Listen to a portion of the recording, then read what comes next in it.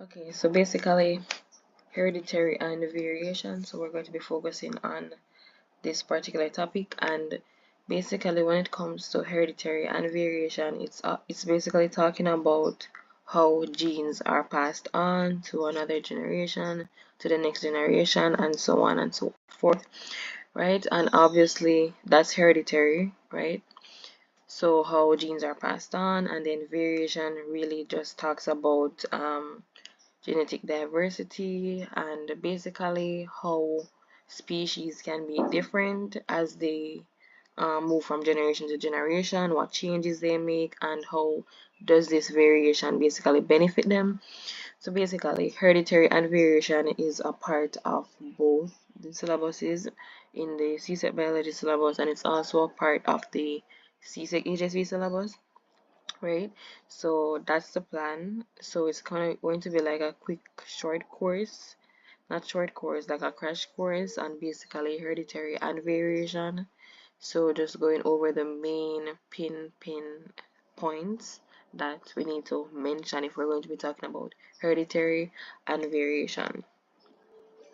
So what's the plan? So the plan is hereditary, it's about DNA, it's about genes, it's about alleles, chromosomes, and different types of genes. We're going to be talking about cell division and obviously variation, and then monohybrid, dihybrid crosses, and then complete, incomplete, and co-dominant. So that is the plan with all of this stuff. So, as we said before, hereditary. So basically, we're talking about how genes are passed on from parents to offspring, right? So, for example, let's just say my parents, or let's just say, yeah, my parents have brown hair, right? One parent have brown hair, and then one parent have black hair, right? And then I am the offspring, right? So hereditary is all about how those genes are passed on. So one of my parents have brown hair and the other one have black hair. So what color hair do you think I'm going to have when we mix? Because this is what we're talking about. This is a little bit of genetics, right? So we're talking about genetics when we talk about hereditary and variation, right? So we have to talk about that. So basically, what hereditary and variation and genetics, all of those, they're trying to explain how the offspring end up the way it end up basically. So the question is, if one parent have black hair and one parent have brown hair, which color hair the offspring is going to have? So basically, that's what hereditary explains. So basically, it's the passing on of genes from parents to offspring. And then variation talks about the differences in those traits between individuals or groups. So as I said before, variation is really and truly talking about the differences, right? So for example, because okay, one way to remember it, when you say the word variation, think different, think genetic diversity, because that's basically what variation is talking about, right? So for example again, and we can, as we go along, we're going to explain these things a little bit better, or we're going to learn the biological concepts that can explain these things a lot better. So for example, if we're talking about variation, let's just say maybe diabetes or something running in the family, and let's just say the next generation come and they don't have diabetes. So you're probably say, that's different, right? And basically this difference in the genes or genetic makeup is what makes these offsprings, the next generation, a lot more stronger. It makes them less susceptible to diseases. It just overall helps them to live longer because they're different and they're able to adapt to the environment differently, right? So that's the main difference between hereditary and variation. But overall, these two concepts are what helps us to understand how traits are passed on from the parents to the offsprings. Right, so now if we're going to be talking about anything hereditary, if we're going to be talking about variation, if we're talking about anything genetics, we have to talk about DNA, because this molecule right here is the backbone. It is the backbone, it is the foot, it is the everything. It starts from here, right? It starts from here. Now, basically every living organism has a DNA. So it's either they have DNA or they have RNA, but RNA is only in viruses, right? But we're not talking about that right now. What we're talking about is specifically DNA. So it's deoxyribonucleic acid, right? This molecule, deoxyribonucleic acid, carries the genetic information, right? It carries the genetic instructions for basically our entire being, right? It is what we make up of. So for example, if you ever hear of like a person saying, oh, let's just say that a couple, right, or they were a couple, then break up, and then the male say he want a DNA test, right, for the child because maybe not believe the mother or something. But let's just say the father want a DNA test. And that is why DNA is so important, because why you think him want a DNA test? Why him test the DNA? Because that is where the genetic instructions are, right? And if a person, and within families, you share DNA, right? You share some form of DNA with your parents, with your cousins, with, for example, your cousins, people like that. It gets less and lesser and lesser, right? But for somebody as close as like a father or mother, you will find a good amount of the same genetic makeup, right? The DNA.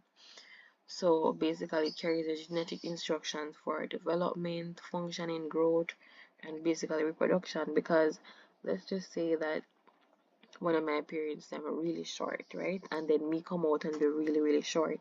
Why me come out really, really short? Because one of my parents were short, and it because that gene got expressed in me, right? So we're sharing the same DNA, and that is why I look the way I look. That is why you probably look like your mother, you look like your father, you look like somebody, but you look like somebody in your family. It's all about the DNA, the deoxyribonucleic acid, right? That genetic molecule that codes for everything down the line, right? So without DNA, you are not you, right? It starts from here. Now, if you look at this diagram, so the structure of DNA is known to be a double helix, right? So it's a double helix, it's two strands, right? It's a two-stranded molecule. That's how we say a double helix. So that's how the structure of DNA would basically look. Now, if we're talking about genes, now genes are also very, very, very, very important, because genes are basically a segment of DNA. So if you could look at this diagram right here. So before we say that this is a double helix, this is the DNA molecule that is within us, right? It is what because this is me. We need DNA for anything, for like cell division, right? The fact that we grow, we need it all starts from DNA. And maybe if you remember the process of cell division, if you remember mitosis or you remember meiosis, you would, and we're going to talk about that later on, but you would remember and know that within the nucleus, that is where you find the chromosome, right? And inside the chromosome, we obviously have the DNA, and then DNA you can find a gene. So the gene is basically a segment of the DNA molecule. So if this, for example, purposes only, if this was the entire DNA molecule that we had inside of us, that small section, that small segment would be the gene, right? And it's basically a fundamental unit of hereditary. That's what the gene is, right? So it contains instructions that are specific to make the specific protein or the specific RNA molecule, but RNA is mainly come up in viruses, but obviously it plays a role in what do you call it now? We can't remember right now, but RNA is also important in our DNA replication process, yes. So that's some molecular biology business, but we're not getting to that. But yeah, so genes help to dictate an organism's traits at the end of the day. So if you look at this is what I was saying. We have the nucleus. This is the cell nucleus. You have all these chromosomes inside of it, and on these chromosomes, you're going to find a DNA molecule. You're going to find DNA, and where you find a DNA, you're going to find the genes, right? So all of this come together in order to make us us, right? And remember, in our bodies were made up of millions, millions, and millions of cells, because cells are really, really, really, really small. This diagram is showing an animal cell. Look, can you imagine that? We're talking about DNA and we're talking about genes, right? And look at this diagram. A cell can only be seen under a microscope, and then you're telling me that I'm telling you that after you see this cell under the microscope, it gets even more complex because you have chromosomes in that nucleus, right? You have chromosomes in it, and you also have your DNA in it, and you have the gene, which is a segment of the DNA in it. So it's a really, really complex process that sometimes you probably can't wrap your head around the fact that, okay, the cell is already so small and so much is going on inside of it, right? But just remember that the gene is a fundamental unit of hereditary, so, and it's a segment of DNA. So once you see the DNA molecule, which is a double helix, just remember that a segment of that is a gene, and it codes for a specific trait, maybe blue eye color, maybe black hair, but it codes for something. Right, so the same chromosome that we were talking about that is inside of the nucleus, right? And these chromosomes are basically the stars during cell division. So during mitosis or meiosis, they definitely they line up at the equator. They become condensed. They start out as chromatids and all that stuff, but they're basically show behind cell division. But just to get an idea of what your structure is like, so it's like a thread like structure, right? So basically this representation is when they are condensed, right? So when they are decondensed or uncondensed, it makes them a lot harder to see. It makes it a lot harder for us to see, right? When they are not condensed. So when they're condensed, they resemble this, but in all reality, they are made up of thread-like structures, right? And if we get a little bit more complex, like some nucleosomes and stuff like that, because it's literally a thread-like structure, and we can reel it all out. We can literally reel it. So this chromosome, if we take piece, I would just start is literally strands of nucleosomes packed together that make up the chromosome, right? But that's not the point. We just want to know at this level that it's a thread-like structure within the nucleus, and it carries genetic information in the form of DNA, because we know that. And by the way, DNA are also packaged with proteins and all that stuff in here, right? But we're not getting into any of that right now. But basically, the chromosome, and we know that the DNA can be found on the chromosome, and then we know that the gene can also be found on the chromosome, right? We know that. So that is why it carries the genetic information, because it carries all the structures that code for our genes. We have our gene, we have our DNA, everything is locked within these chromosomes. Right, so now if we get, so bear in mind, or let me just repeat again, that a gene is a segment of DNA. We said that before. Now we have different types of genes. So basically we can have a dominant gene, and we can also have a recessive gene. So a dominant gene would be a gene that is expressed, meaning that it shows up, right? And then the recessive gene would be one that is not that is present but not expressed, right? So we say that dominant gene is represented by a capital letter. In this case, you're going to use capital B. And then recessive gene is represented by a common letter, and in this case we're going to use a common B. Now, how I would explain this is that, as I said before, we said that genes code for a particular trait. So now these B, and this is example purposes only, because if we want to represent the gene, we can use anything. We can use a big A, a big B, a big C. It depends on what trait we're coding for, right? So in this situation, this big B is going to represent black hair. Me, I'm gonna make it represent black hair, right? But if you get a question or something like that, you might see C, you might see big R for red flowers. It depends, and little R for white flowers. It depends on the question, it depends on the gene and all that stuff. But in this example, just know that the dominant gene is always the capital letter and the recessive gene is always the smaller, the common letter. But in this case, we're going to let capital B code for black hair, right? So this is going to be black hair, and then the recessive gene right here, the recessive gene, we're going to let the recessive gene code for brown hair. So it means that in this situation, and bear in mind that you get two, right? You get one from each parent. So it means the example I'm used before, say one of my parents have black hair and one have brown hair. But in this situation, brown hair is the recessive gene, right?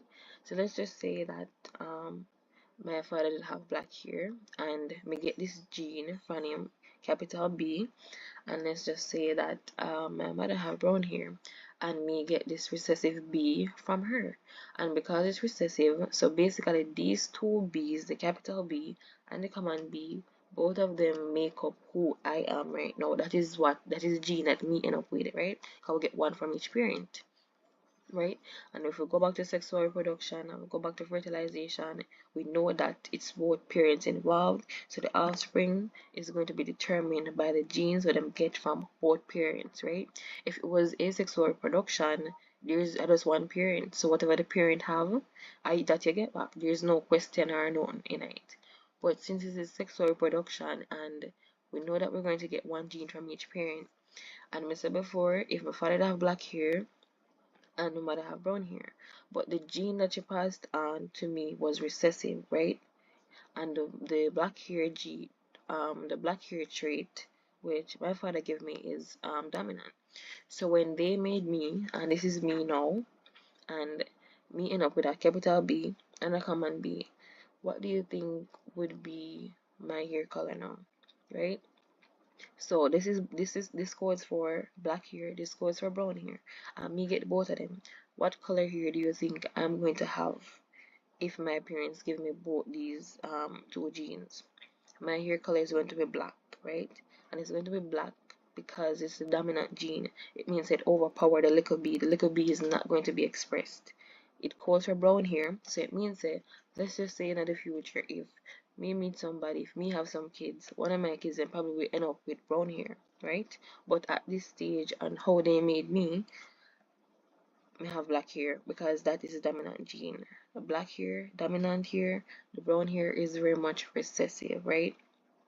But one thing to note is that a recessive gene, when you have two recessive genes, it will be expressed. So for example, if me never have a capital B from my father in this example, and we have if there were two common B's here, that may get one common B from one parent, one common B from the other parent, so brown hair come together, obviously we're going up with brown hair, right? Because the only time a recessive gene is expressed is when both of them come together beside each other. That's the only time, right? That is the only time it's going to be expressed.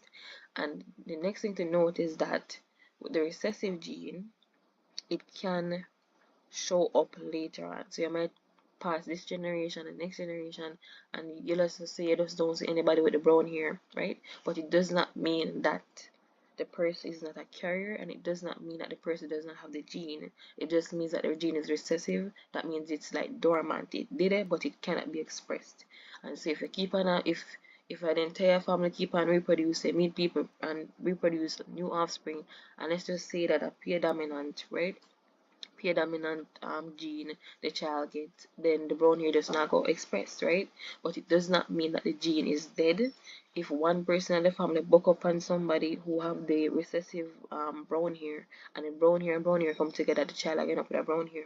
So that is why in some situations certain things can skip much generations and generations and generations, and then 10 generations later, something that you think they did out long time a show up back, your great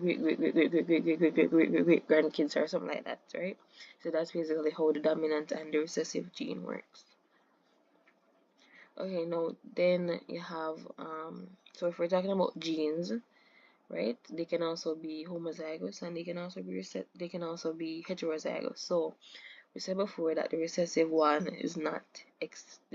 gene is not expressed unless there are two of them together, right? So if a big B is before the little b, that little b is not going to be expressed, right? So homozygous, which means same, means that two alleles or two genes, basically it's just basically it just means that both of them are the same. So in the example here we have 2b, so you have big B, that's homozygous because both alleles are the same, both genes are the same, right? Big B.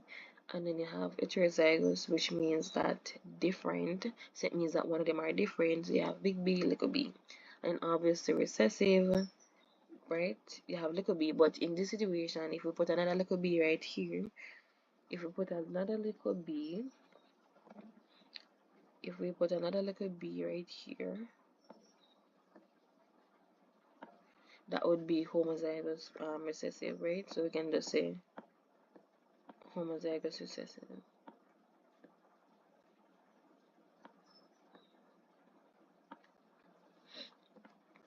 Right, so that could be homozygous recessive. So you have homozygous dominant, you have heterozygous, and then you have homozygous recessive. Those would be the three, right? Those would be the three main ones. Now if we're comparing the genotype now versus the phenotype, so basically when we talk about genotype, we're talking about, and an easy way to remember this is the word geno. Just remember genetic because both of them start with G. So the genotype is really talking about an organism's genetic makeup, and the phenotype is talking about the physical characteristics that me and you and everybody can see. So genotype, genetics, and then phenotype, physical characteristics, right? So in this situation, if we had a genotype, we have big B, and we say that B, the big B goes for black hair. So this is the genotype, right? This is the genetic aspect of, yeah, big B, and then the phenotype would be the black hair color. Now, so basically, alleles, they're basically a form of a gene, right?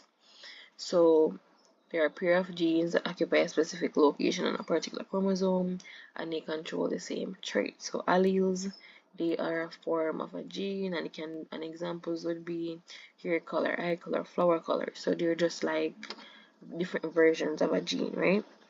So that is what alleles are. Then we want to find out why is variation is important, right? So we said before that all of this, the entire point of all of this is to really see how genes are passed on from one generation to the next. But how does something like variation drop into this, right? How does variation drop into this? So basically we talked about that variation, we're really talking about what is different between the generations or what is different between the species, right? And so basically variation is extremely important. Why? Because it leads to genetic diversity, right? It's necessary for survival of any living organism, and basically it helps organisms to adapt to new environments.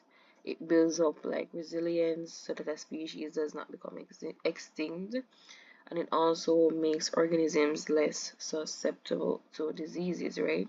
So imagine, and by the way, the variation would come from sexual reproduction and only sexual reproduction. Something like asexual reproduction, if we have a flower, it produces asexually, right? And it is create a bunch of offspring just like that. Let's just say that flower is susceptible to a particular disease, right? And then it will have like 20 offsprings that exactly like it. What's going to happen is that if that disease that can basically kill the parent, will kill off the entire 20, right? And that puts the species at risk for extinction because them can't adapt to the environment. Them have the same exact trait, them have the same exact genes, them can't adapt to the environment. So it means that the parent are dead and all of the offsprings are going to die as well. What that mean? Extinction, right? So that is why variation is important, because even for human beings, if you look at human beings in the sense that what if all of us were exactly the same? For example, like a flu come, you know that some people can actually die from flu, right? Because if the immune system really weak, they can die. So like for even people with HIV and stuff like that, and the virus weakens their immune system. So for example, if me catch a little flu, we can get over it. And let's just say somebody with HIV, them catch a little flu, and because we know that their immune system is very weak because the virus take over. Basically, if they get a little flu, it's not a little flu for them because it will affect them body way more than it would affect me, but quote unquote normal, right? So what's going to happen is that yes, so let's just say it affect them body really bad. So it makes them more likely to die because you might say, oh, them just die from a little flu. But listen, if their immune system is really if the immune system really down and them catch a flu, I eat that for them because their body cannot fight back. The T cells them cannot fight back. They cannot respond, right? Because the virus hijack themselves. So what if that person with HIV, what if everybody was like that person and basically everybody have the HIV, it means that just like how that person could die from it, it means all of you could dead from it too. But in this situation, we're talking about variation and we're talking about diversity. So it means that different people are different, right? Different organisms are different, different species are different, right? And it's necessary for survival because the truth is that if a disease come right now, somehow we're gonna dead. Somehow we're gonna dead, somehow we're gonna live, and somehow we depend on the borderline, right? But it's very important to have variation. It's necessary for survival. And the HIV example, we only use that example because it comes to my head off the bat, but this is not anything related, this is not anything stigma related. We just want to make that clear. But at the same time, HIV does weaken the person's immune system, and right, so it's not necessarily the HIV that kill the person that can kill somebody, but it's just the what it does to the body, meaning that it hijacks the body's cell. It's a virus, and it weakens the immune system significantly where T cells cannot fight back. So that is why variation is important. Or somebody with asthma, basically people have different illnesses, right? Variation. And for example, maybe as I said before, maybe diabetes run in the family, but meaning you're more likely to get it. Not that you can have kids and it pass on just like that, but you're more likely to get it if it already run in the family. So it just means that you have to be more careful with your diet and stuff like that. But even in that situation, the fact that just because your grandmother did have it, don't mean your mother got have diabetes. Just because maybe if your mother have diabetes, it don't mean that you must necessarily get it, right? So that's really what variation is and what it's basically talking about, right? And we said before that if we're talking about variation, it will come from sex reproduction, the fusion of male and female gametes, some fertilization have to take place, right? And another way that variation can come about is through a mutation, right? So mutation meaning that there's a change in the DNA sequence, right? So for example, during maybe cell division, we know that during cell division, during the S phase, that's where DNA replication takes place. Let's just say something went wrong, the spin never attached properly, something go wrong, a mutation happened, right? And then bam, you realize say you're gonna be different, or I don't know, something gonna change though because it never um line up the way it should, or it never attached the way it should. So that's basically like a what's the word? It's more like you're more likely to have an abnormality, yeah, something like that, abnormality. And another way that you can get like a mutation happening, right, is through mutagens such as radiation. That is why them tell us to stop microwave food, cook food, stop microwave food, stop be close to like radiation, heat, anything like that, because it's not good for us. So that's why they say that. And not all variation is good, as you can see, based on the whole radiation thing, because you know that can kill you, and radiation can trigger the cancer cells and bam, you have cancer, different things. So it's not all variation is good, but it can basically change things. Just know that. Okay, so now cell division, mitosis, and meiosis. So we're going to focus a little bit on cell division, and not going completely in detail about it, but just like a run through cell division, quick and fast. But basically, there's a more in-depth, I think we call it in-depth video about cell division, so you can definitely go and look at that, both meiosis and mitosis, so you can look at that. But now we're just gonna run through really quickly, right? So as it relates to the stages, well, okay, so we're not going to go through the stages of interphase. Yeah, that's what I mean to say. But we're going to focus on just PMAT. So basically, cell division is the process by which new cells are formed, and the main two types of cell division are mitosis and meiosis, right? Now, there's a difference between mitosis and meiosis, so it's not just one cell division take place in our body for everywhere, right? No, there are two main types. We have mitosis and we have meiosis. Mitosis, that's where our body cells slash somatic cells they divide. So the word somatic is really talking about body cells. So same thing, body, somatic, same thing. So in mitosis, division of body cells or somatic cells to produce two diploid daughter cells. So we know that the end result of mitosis is going to be 2, and it's represented by 2n. Meiosis, on the other hand, is a specialized type of cell division, right? Because it only focuses on our sex cells, right? So this is how we basically reproduce to have like actual offsprings.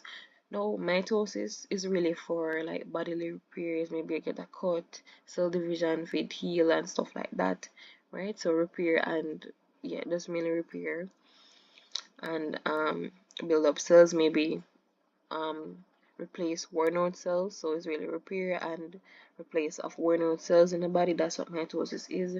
While meiosis specifically, we're talking about offsprings in this situation. And the end goal of meiosis is going to be 4 haploid daughter cells, and the haploid is represented by a N.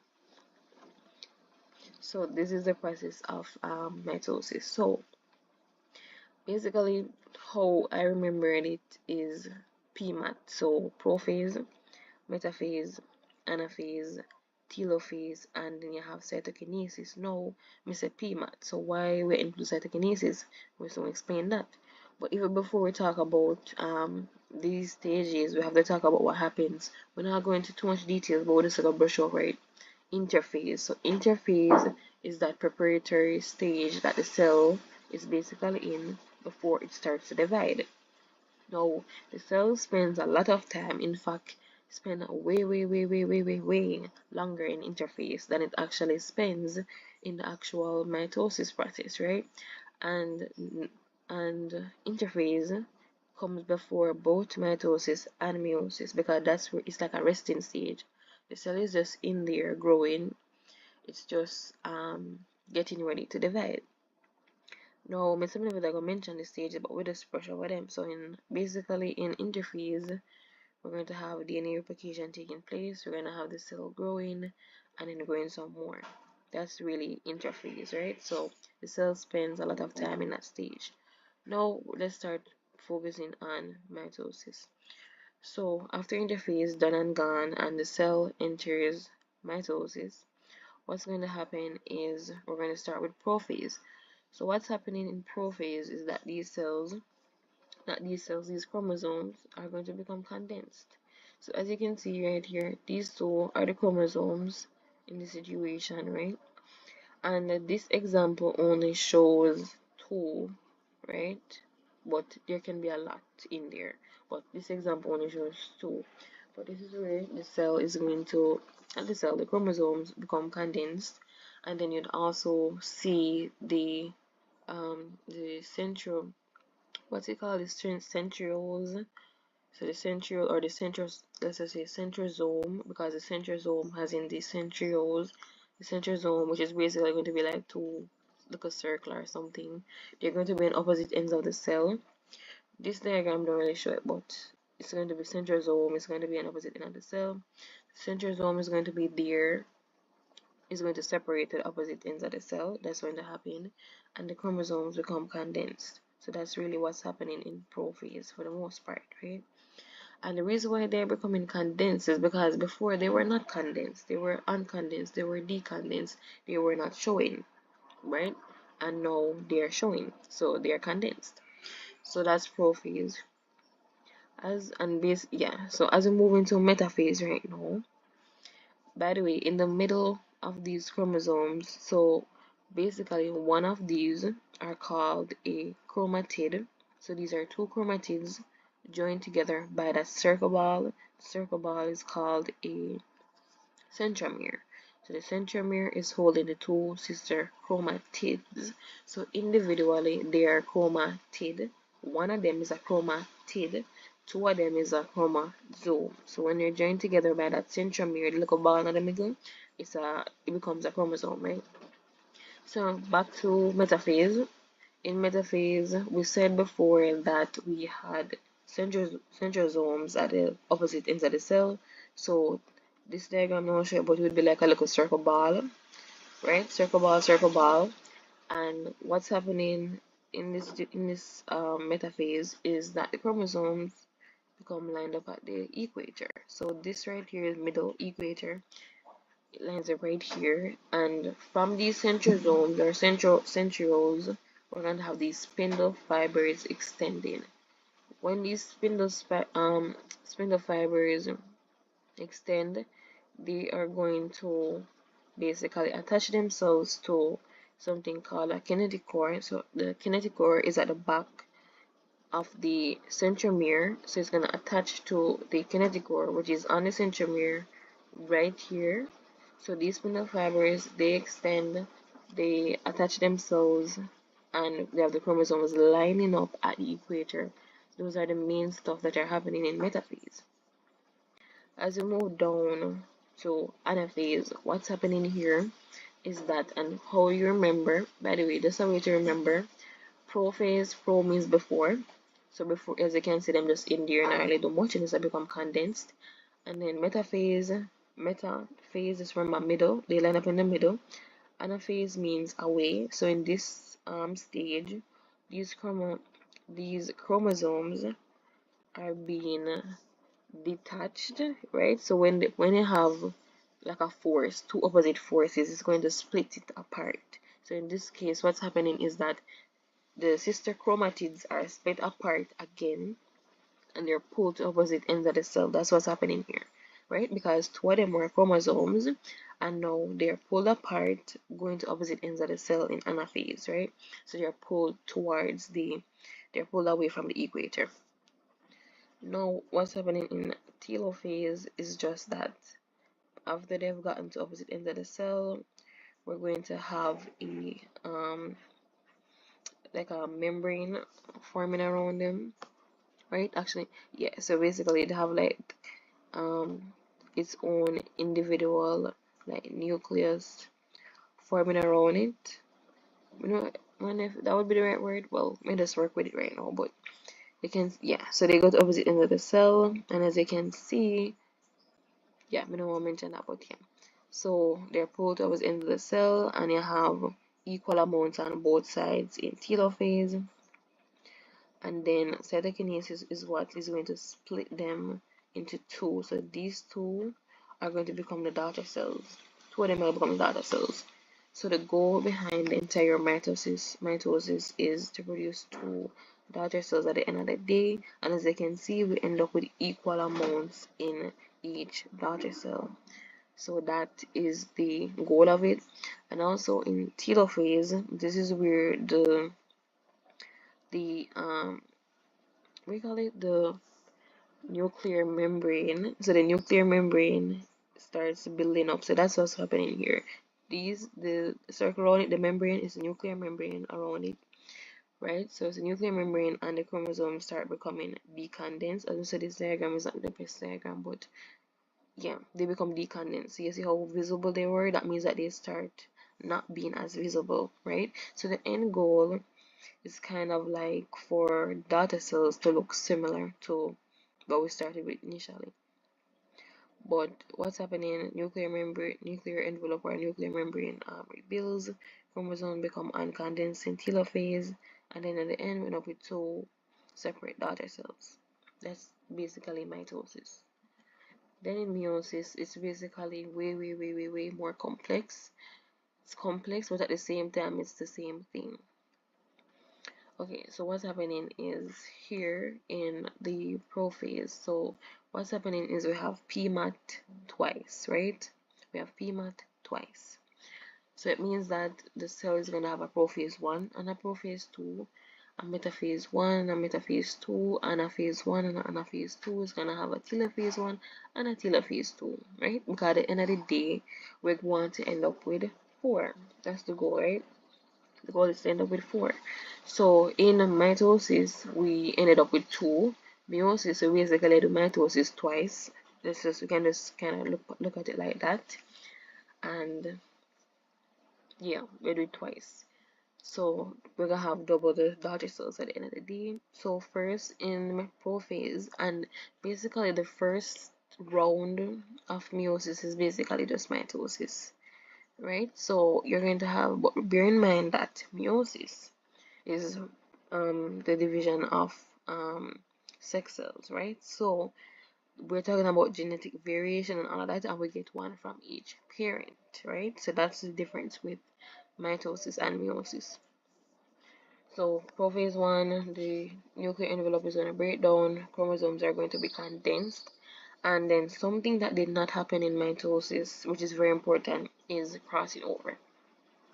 So crossing over is basically where these diagrams don't really show it and so good, but basically if you look at this one where you see the red have the blue on it, this one with the red have a blue on it right there, that would be crossing over where piece of like a segment off of one chromosome cross over and go up on the other one, right? So that's how we get the genetic variation.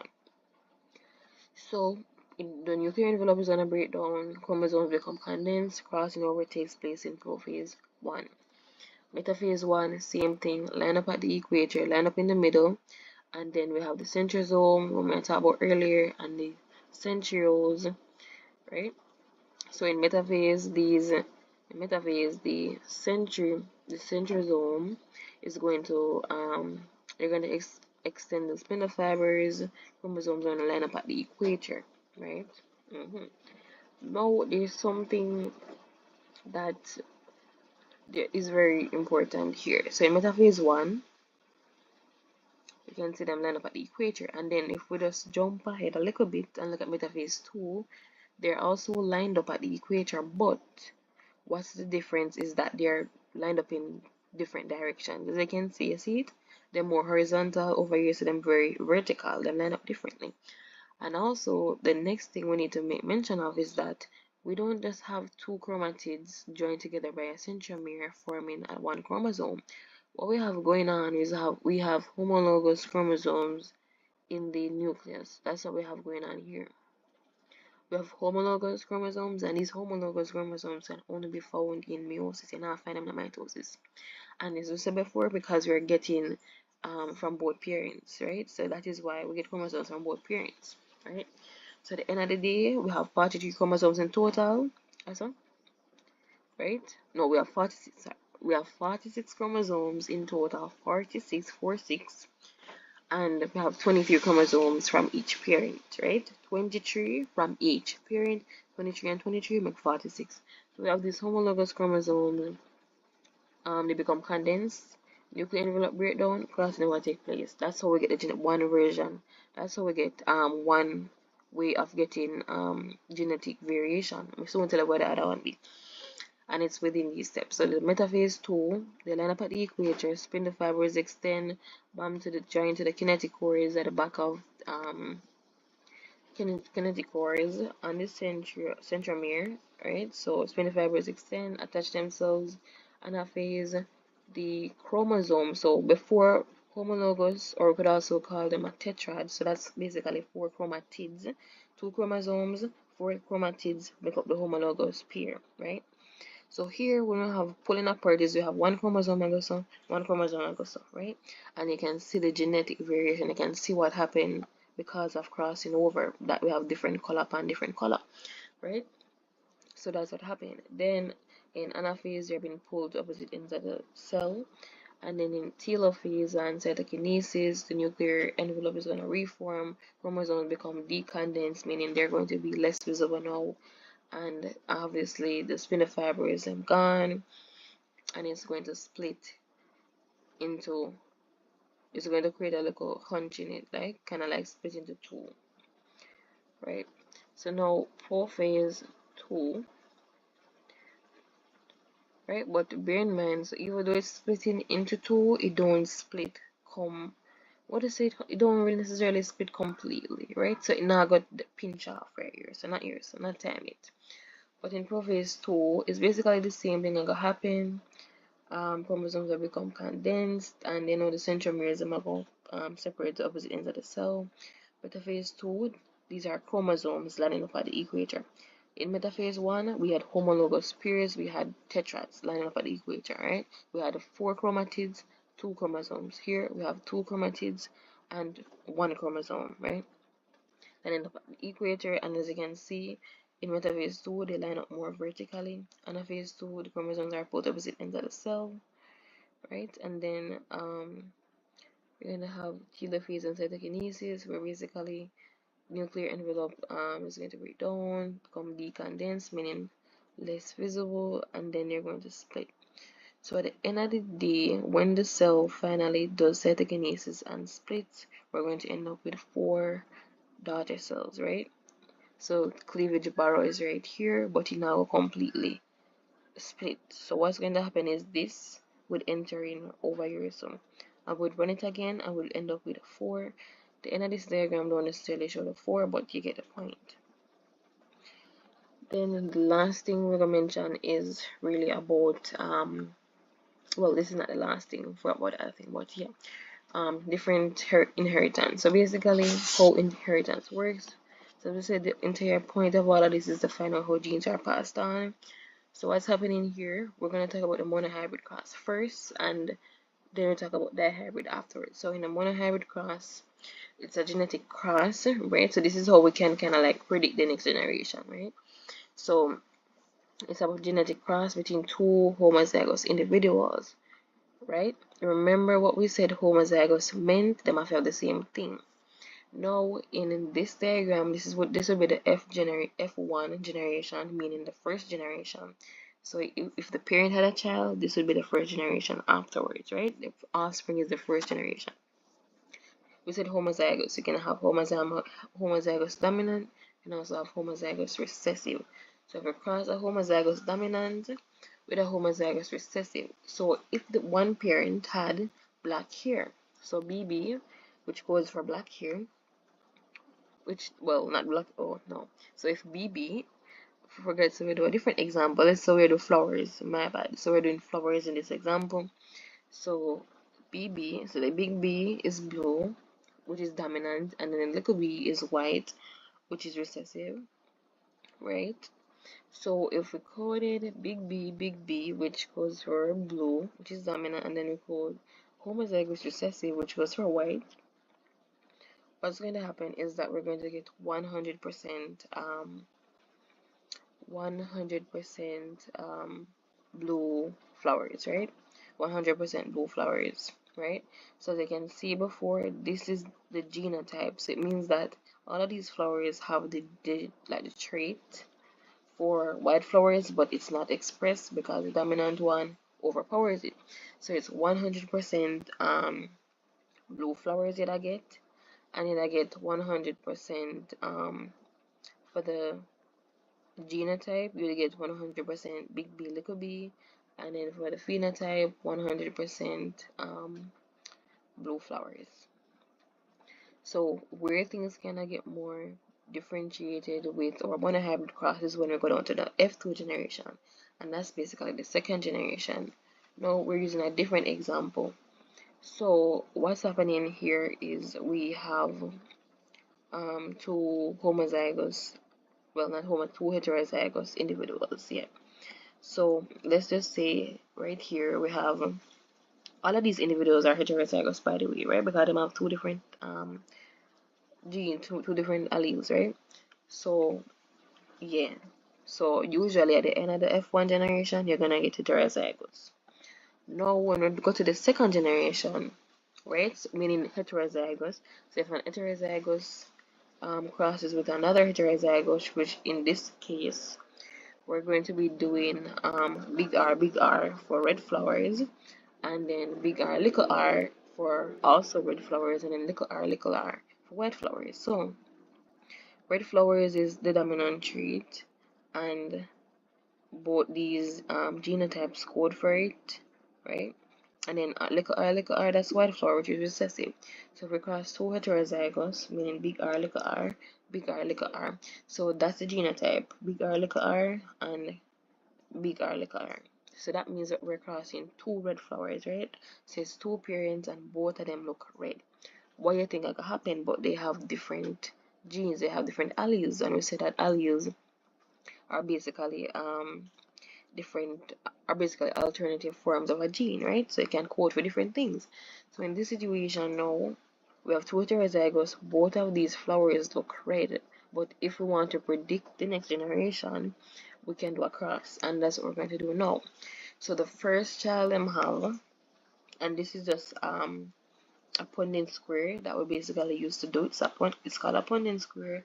It's very easy. It don't hard. Just draw four box, and then you get the alleles of big R, little r, big R, little r. Because in this situation, it is heterozygous crossing with an heterozygous. And we know that both heterozygous they code for red flowers. So now two flowers that look very red, we're going to cross them, right? And then the first child that I'm have, so this first 25% is going to be red flowers. So it knows, say, okay, the first child will come out completely red flowers, right? And them not gonna have no trait, them not gonna have the trait for white flowers, because them not like a R. So it means, say, them fully red, them not no trait for white flowers. Then the other two, which is 50%, we realize they both have the white flower trait that carry with them. So that's 50% for the genotype big R, little r, and the phenotype is going to be red flowers, right? And then the last one is going to be little r, which is recessive, and it's going to go for white flowers. So at the end of the day, we have one, two, three. We have three red flowers, right? We have three red flowers, and we have one white flower, right? So 3 to 1, right? And then for the genotype, it's going to be one, right? One big R, two big R, little r, and then one little r, right? Right. So this should actually be 3. So it's not a mistake. It should actually be 3 to 1. So the phenotypic ratio is, we say that the phenotypic ratio is the physical characteristics. In this case, it's going to be the color of the flowers. So we're going to put 3 red flowers to 1 white flower. So if these flowers have 4 beginning, 3 of them are go red and 1 of them are go white. The rest of them are go, you get the point. And then the genotypic ratio is going to be 1 big R, 2 big R, little r, and then 1 little r. So that's basically the F2 generation, right? So as you can see, the first generation is usually very simple, really complex, everything 100%. So you're going to end up with 100% heterozygous. You're also going to end up with 100% of the dominant trait, which in this case was blue flowers. Now the dihybrid cross, which is a little bit more complex, right? So in a dihybrid cross, where you're going to be crossing two individuals, right? Which code for two different traits. So instead of drawing up that 2 by 2 squared little Punnett square, you're going to end up with a 4 by 4, right? So a 4 by 4. So we're going to end up with 16 boxes, right? 16 boxes in order to do a dihybrid cross. And the phenotypic ratio is going to end up with a 93 to 3 to 1. Genotypic ratio, you're going to end up with a 1 to 2 to 1 to 2 to 4 to 2 to 1 to 2 to 1, right? So this is what is expected at the end of the day for the dihybrid. Anyway, so then you have complete dominance, codominance, incomplete dominance, right? So you have that at the end of the day. So let's find out the difference between the three. So basically with complete dominance, It just means that only the dominant allele is going to be expressed. So for example, if you had two flowers, right?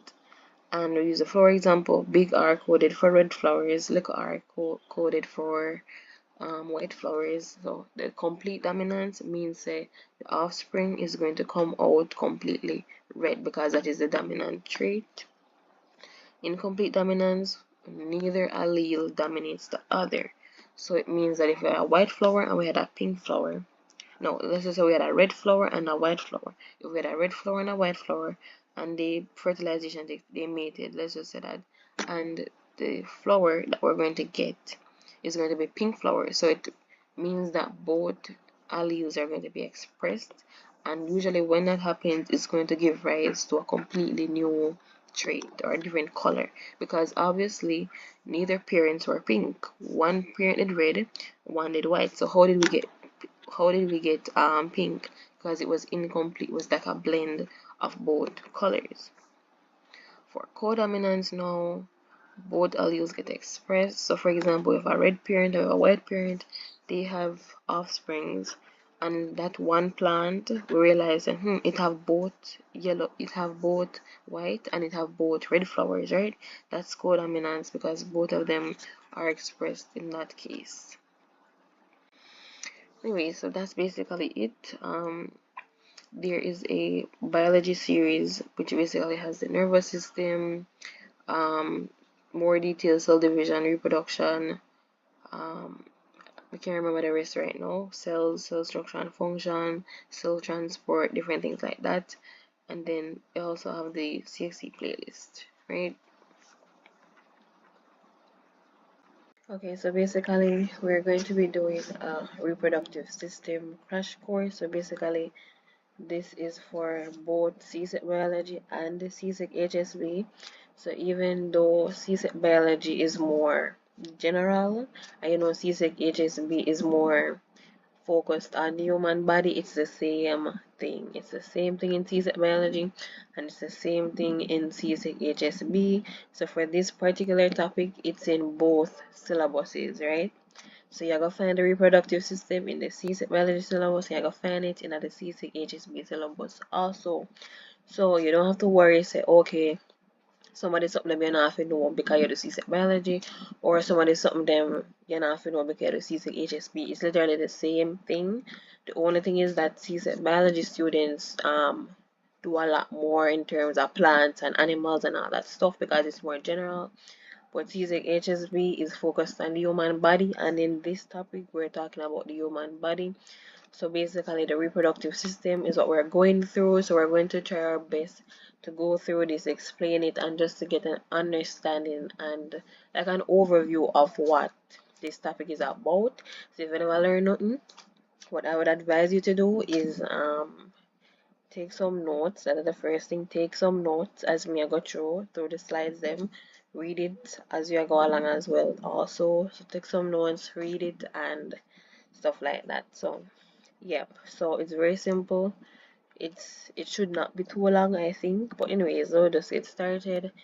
But yeah, so basically the goal is we want to get through these particular topics. So basically the reproductive system is very broad, right? There's a lot that goes into it. So what we want to talk about is sexual and asexual reproduction, the structure and function of our reproductive organs, both for the male and the female. Although, the female one I'm going to take up a bit more time because a lot more goes on there. Then you have the menstrual cycle, the birth process, birth control, and basically the importance of family planning, and then the issues relating to abortion. So yeah, this is just like a quick crash course. So we're going to take our time and we're going over everything, right, in a timely manner. So okay, so what I would say before we will get any further is to go ahead and like, comment, share, and subscribe. And then also you can check out this email right here. Check out the email right here if you want tutoring for CSEC biology or CSEC HSB. And yeah, so let us just get started on this reproductive system topic. let's get into it. Okay, so if we're talking about reproduction, the first thing is that you have to know what reproduction even means. What does it even mean to reproduce, right? And especially in today's culture, sometimes we use the word so loosely, like, oh, reproduction, oh, people just have baby and way. And if when we ask what is reproduction a while ago, if we said that and you say, oh, people have picnic, if that was the first thing that come to your mind, technically you are correct, right? You are correct. So basically, when we talk about reproduction, it's a process by which new offsprings are produced. And the word reproduction, it does not only go for human beings, it goes for animals. So animals, once you are living, you can reproduce. It is one of the 7 characteristics of all living organisms, the ability to reproduce. So humans reproduce, have offsprings, birds, dogs, fish in the water. Once it's living, it can reproduce. So just keep that in mind. And even though we're kind of focusing more on the human aspect, just know so reproduction go for everything. So even the plants, even our flowers, right? So we have to take into consideration that it's not just humans that reproduce, even plants need to reproduce also. So basically, there are 2 main types of reproduction. We have our sexual reproduction and our asexual reproduction. So off the bat, when I say sexual versus asexual reproduction, human beings don't undergo asexual reproduction. Let's just put that out there, right? We don't undergo asexual reproduction. Like, how would I say? So one example of a organism that can reproduce asexually are plants. Literally, plants don't need 2 separate genders, or yeah, we think, yeah, they don't need any gametes to basically fuse, right? In order to have offsprings, in order to have new plants being produced. Humans reproduce by sexual reproduction, meaning that both a male and female gametes have to fuse and fertilization has to happen in order for you to say that something undergo some kind of sexual reproduction. It has to fuse, male and female has to fuse, right? For asexual reproduction, it means that no fusion not take place, no fertilization took place. That is when you can say something is very much asexual. So human beings cannot undergo asexual reproduction, but plants can. And even though plants undergo asexual reproduction, they can also undergo sexual reproduction as well. So if you look at sexual reproduction right here, this is what humans undergo. That is how them have people have a baby. Male and female come together. You have the sperm cell, you have the egg cell, the sperm cells swim, go to the egg, fertilization takes place, boom. Somebody pregnant, and then boom, them have the baby. That's the offspring. That's literally the process. So yeah, we're going to go into a bit more detail about the advantages and the disadvantages for both of these types of reproduction. Okay, so basically, let us basically compare them more in depth. So basically, you have sexual reproduction and asexual reproduction. So basically, what we want to see are basically the disadvantages and the so basically both the advantages and the disadvantages of each type of reproduction. So in our sexual reproduction, obviously we said before that it involves 2 parents, fusion of gametes, fertilization, all that stuff is going to happen. Asexual reproduction, and you can literally note this down as a big difference. So if a question should ask what is the difference or name 2, 3 differences between sexual and asexual reproduction, this is what you can say. You can say that sexual reproduction involves male and female gametes. Asexual reproduction involves no gametes, sexual reproduction, fusion of gametes. Asexual reproduction, no fusion of gametes happen whatsoever. And one of the biggest things when you're comparing asexual and sexual reproduction is that in asexual reproduction, what makes it so unique is that it have one parent involved, right? And what's so unique about asexual reproduction is that the offsprings are literally identical to the parent. When I say identical, I mean them identical. You know, like twin, right? Them literally identical, like identical twin. The parents and the child that look like exactly the same. So with asexual reproduction, there is no variation. There is no variation at all. So that disadvantage for asexual reproduction is actually an advantage to sexual reproduction. So in sexual reproduction, they produce offspring that have variation. And you might say, why does it even matter if there is variation or not? You probably wonder. But variation is very important for a species, basically very important for a species species to survive basically because variation helps. It's like, how would I describe it? It's basically equipping the next generation to be able to withstand different conditions, right? So basically, it helps the species to adapt to new environments, help to reduce the spread of disease, can be used to increase food production. And the disadvantage to sexual reproduction is that it takes a longer time to produce offspring. So, for example, compare human beings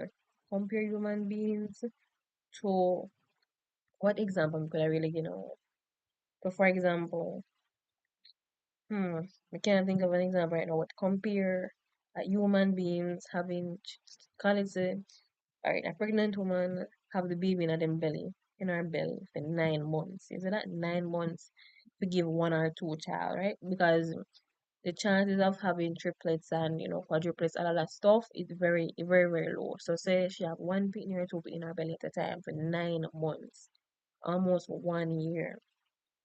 Compared to plants, if the plant pollinate and whatever, the plant can grow one entire area in that exact same time if you compare it like that. But look at it like this. So if there is no variation in asexual reproduction, right? And let's just say that there's a disease, right? And this plant is not, what should I say? It does not have the mechanism to fight off the disease, and the plant what a word now, susceptible, right? The plant is susceptible to the disease or whatever. And then that plant do asexual reproduction and produce 20 other plants that cannot fight off the disease. At the end of the day, all of them are go dead. All of them are go dead because basically the parent no good and all of the them no good either. 'Cause all of them have the disease, right? So that is why variation is so important. So that is why variation is so important, and that is why human beings, you different from your mother different from your mother, and everybody. So even though you share the same genes, the genes not identical to the T like that. It don't identical to the T. It's not share some, but there is variation because you have some of your mother, some of your father mixed together. So if something already in your mother bloodline, we could have kill everybody. The thing is that fully enough your genes alone you carry. So maybe something in your father genes more dominant, and that is why it don't affect you. For example, sickle cell or something like that, right? It's not dominant, right? So it don't affect you, but you have the recessive trait for it or something like that. But you basically get the point when you compare them. That at the end of the day, they both have their advantages and their disadvantages. Variation is very important in sexual reproduction and in asexual reproduction. They can actually produce a larger number of offspring in a shorter period of time. For example, we get the example about the plants. The plant produce 20 plants. In the time when one pregnant a human, for example, a human being take pregnant 9 months with one child or two child maximum, typically. The time what it basically take to have that one or two picnic, the plants produce so much other plants during that 9 month period, like a lot. So you can basically see the difference. And Yeah, so the disadvantage of asexual reproduction is that they have an increased risk of disease and also no variation, and overall just they're kind of, what should I say, like a lower quality. It's almost like copy and paste, copy and paste, copy and paste. But what if there is something wrong with the parent? It means every offspring will have that issue as well. You get what I mean? With sexual reproduction, you never really know. Is either them have the disease or them don't. You honestly won't know because variation makes the difference in sexual reproduction.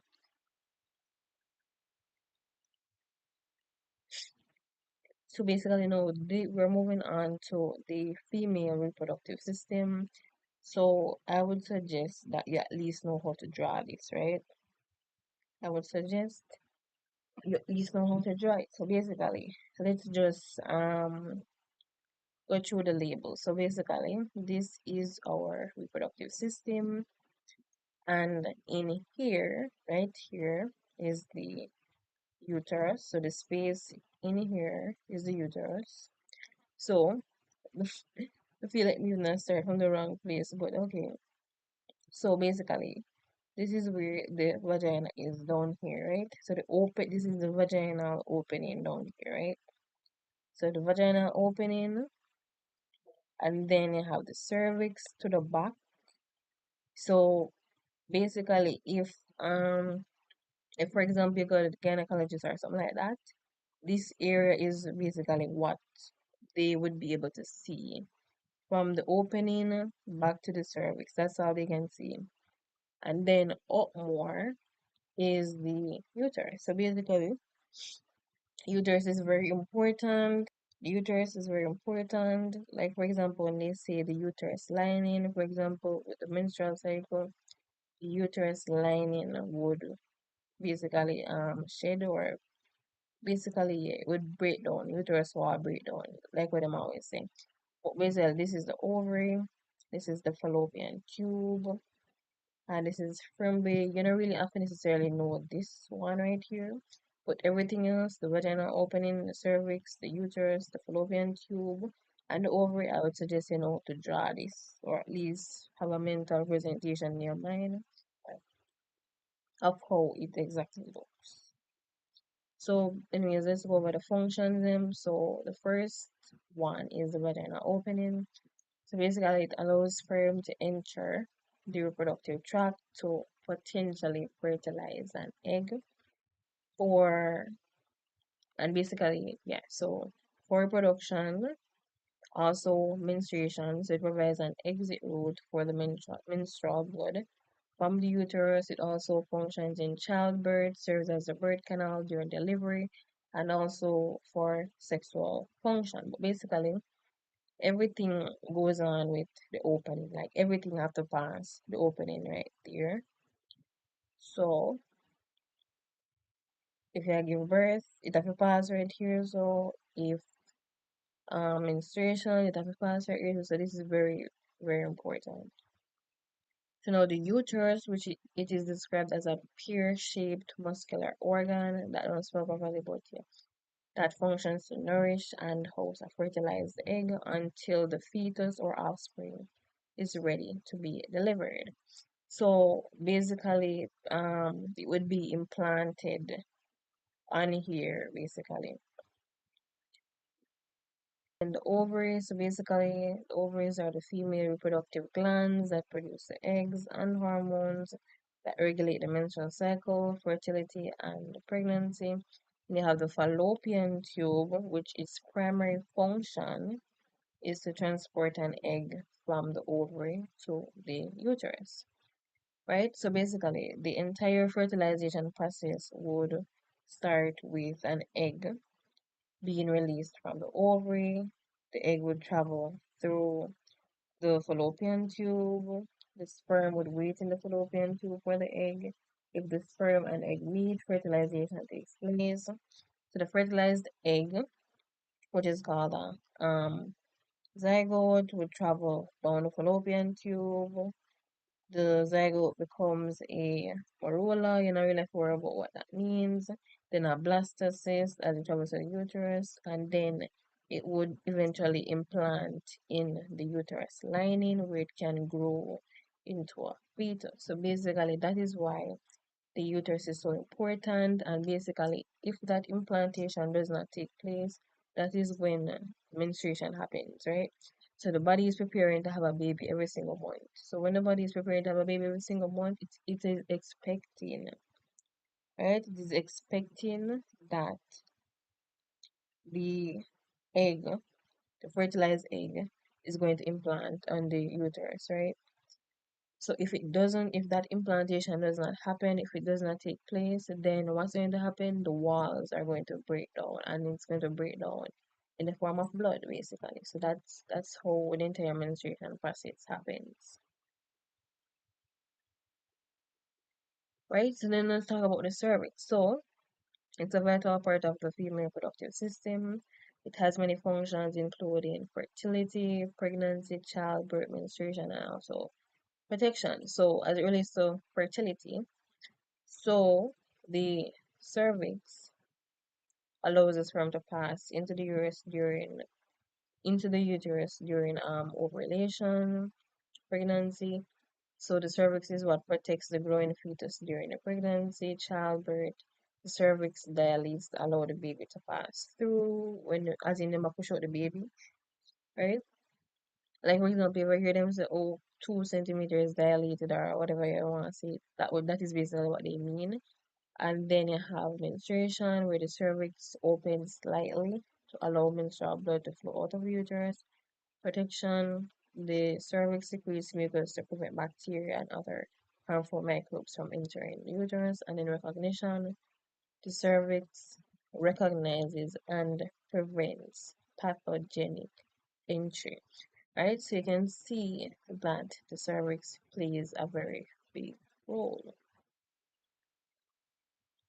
Okay, so basically this is the male reproductive system now, and basically just look at it, just look at it. So this right here, this tube is called vas deferens. You have the pubic bone, which are not really too relevant. Then you have the penis, the urethra here, the scrotum, the testicle, epididymis, the prostate, rectum, and then the ejaculatory duct. So basically, this is the male reproductive system. So you can just look at both of them and literally compare them. In this situation, it would seem like the female reproductive system is a lot more simpler, and the male one is a bit more kind of all over the place. But as I said before, that's our seminal vesicle right there, but the pubic bone not really relevant, but everything else is really serving a purpose. Right, so this is a quick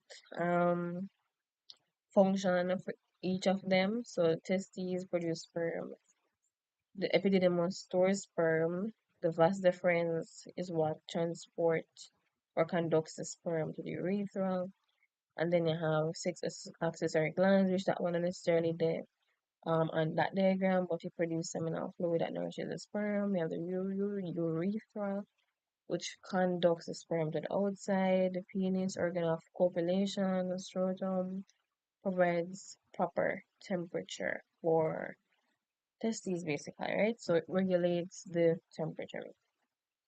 Right? So basically, when we say that the when we say that the penis is an organ of copulation, basically it means that it it basically transfers sperm, right?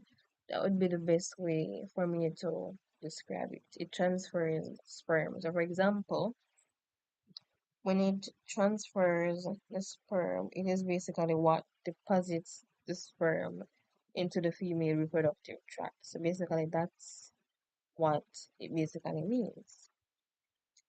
Now, if we go back on the diagram, right, I would just look at it more in depth. So basically, the vas deferens, we always produce it, we always pronounce it away, but the vas deferens.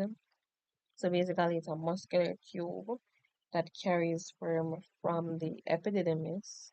So this is it, the right of graceful. This is the epididymis. So what the vas deferens does is that it carries sperm from the epididymis to the seminal vesicles, right? So look at it. It's carrying the sperm from here to the seminal vesicles, right? And then you probably say, what are the seminal vesicles? So basically, they are glands that produce a fluid rich in fructose, which nourishes the sperm and makes up a large part of the semen. So everything is working together in this reproductive system, right? And I would very much advise that you know at least one function for each of these, the relevant one there.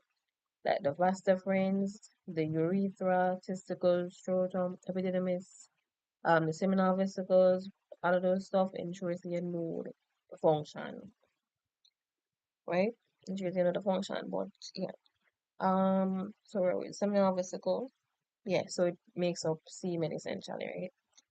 Then you have the testes. So basically, it's located within the scrotum, as we can all see right here. This is the scrotum, and it's basically responsible for producing sperm and the male hormone testosterone. So the sperm is produced, and the vas deferens transports it to the seminal vesicle. Seminal vesicle makes the semen, right? So we already get that far.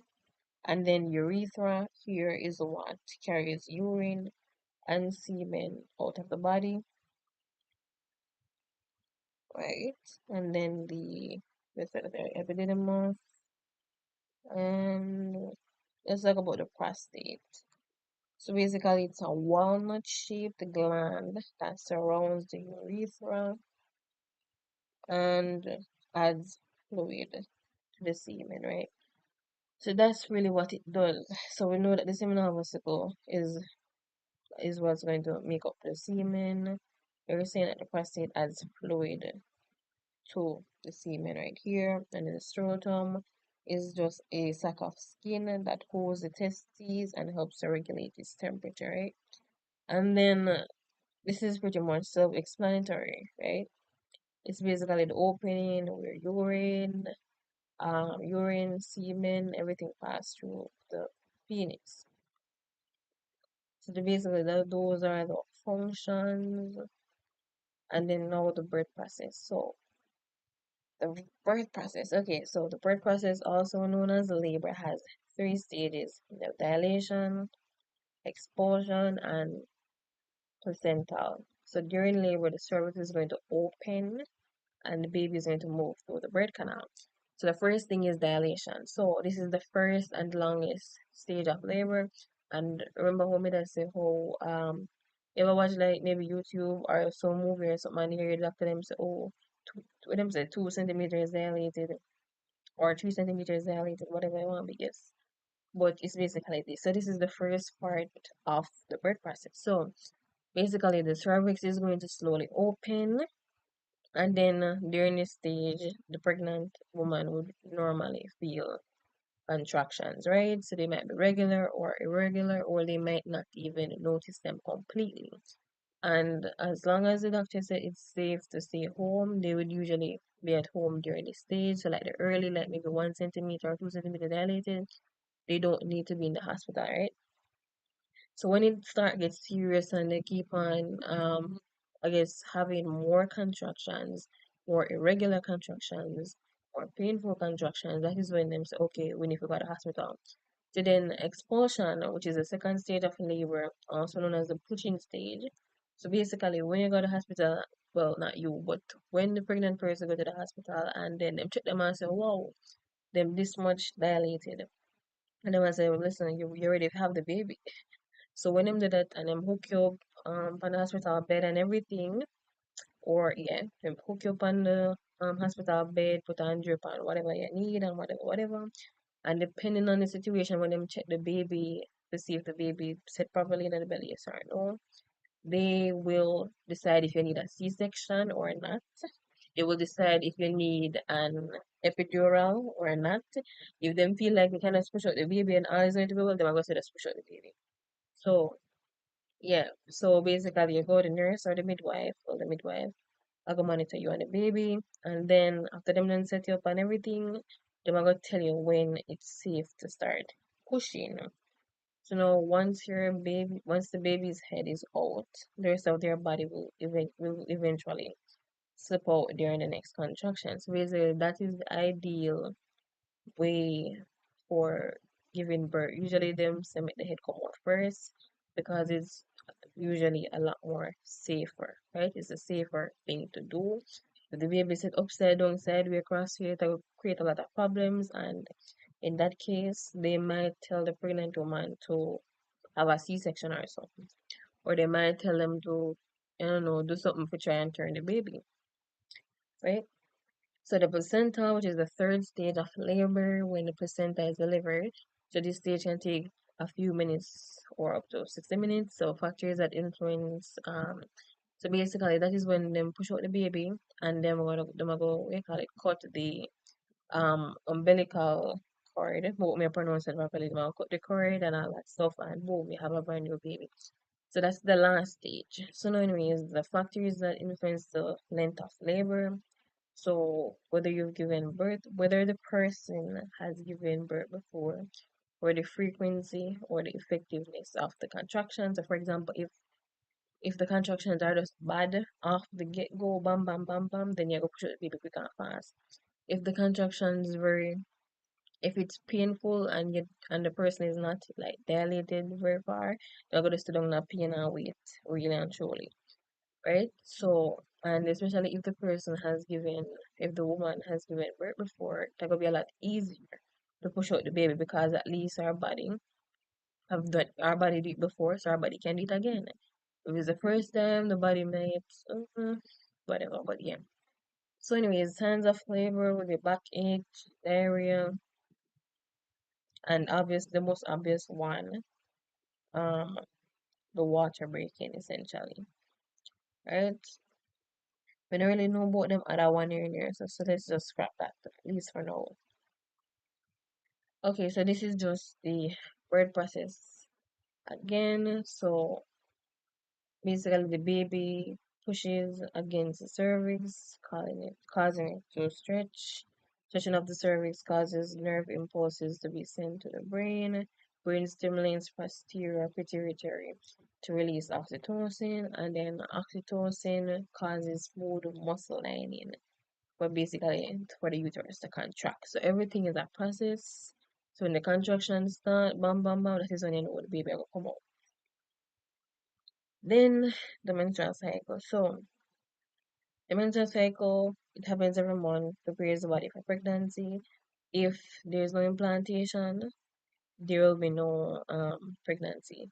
So no implantation equals having a menstrual, yeah, basically. So basically it would happen. So technically they say it should be every 28 days, but it can vary from 21 to 35 days. So once the female falls within 21 to 35 days, it should not be alarming that much, but again, talk to your doctor. No, anyway, cycles often longer and less irregular for the first. No, they're often longer and less regular for the first few years after a person starts menstruating. Cycles tend to shorten and become more regular with age, and it can be light or heavy, painful or pain-free, long or short, and still be considered typical because pain being associated with it is seen as normal and somewhat basically it is very much normalized in today's society, right? About period cramps. It's normalized as if it's nothing, at least in today's society. So what happens during the menstrual cycle? So estrogen. So basically, once you're talking about the menstrual cycle, two very important hormones you have to talk about is estrogen and progesterone. Basically, so estrogen, when those levels increase, they cause the lining of the uterus to thicken, right? So the uterus lining is going to thicken, and then ovulation, the egg is released from the ovary and moves into the fallopian tube. So now what the body is expecting at this point is, oh, I'm gonna get an egg and egg will implant and you'll get pregnant. But when that doesn't happen, opposite happens. So next, the progesterone levels are going to increase after ovulation, while estrogen levels decrease. So then, if the egg isn't fertilized, progesterone and estrogen levels decrease, and the line of the uterus is shed. So that's what comes off as blood at the end of the day. If the egg itself is not fertilized, this is basically just a diagram of the process of the menstrual cycle, right? So these mountain or hill would basically represent it. It would represent the uterus line building up, right? And then obviously menstruation happens here. That is when it sheds and it goes down, then it starts build up all over again. Then it happens again, type of build up, shed, build up, shed, build up, shed, build up, shed, all over again basically. Right? So there it is, line of the uterus, and it would shed the blood. Alright, then over here, the next topic is basically about birth control. So basically, this diagram shows the less effective to the most effective, and the most effective method would be abstinence, right? That's the most effective method. If one should choose not to do that, what's the next step? So basically, the next step is, and basically, these are the least effective: spermicide, fertility awareness, meaning that you would track the cycle to basically be aware of when you're ovulating, because if somebody is ovulating, that would be the best time. That's basically the time when they're most likely to get pregnant, right? For some reason. We don't know the science behind that, but whatever. Okay. Yep, so less effective. So this is 71 to 76% effective. And then this next round is 78 to 82% effective, depending on the method. So you have the cervical cap, the sponge, then condom, that one is external, and then you have the diaphragm, but me think this, and this would actually go inside of the vagina. And then 92 to 97% effective, you have the patch, the ring, the pill, and you also have the shot. Then 99% effective, you have sterilization. Basically, this would mean that they tie their tubes, or them have an implant, or you get an IUD. But an implant is what them put in them arm, I think. I don't necessarily remember. But yeah, right? And then the next thing is the benefits of family planning. So basically, the benefits of family planning are the person gets to decide the number of children, and also the spacing of the children, right?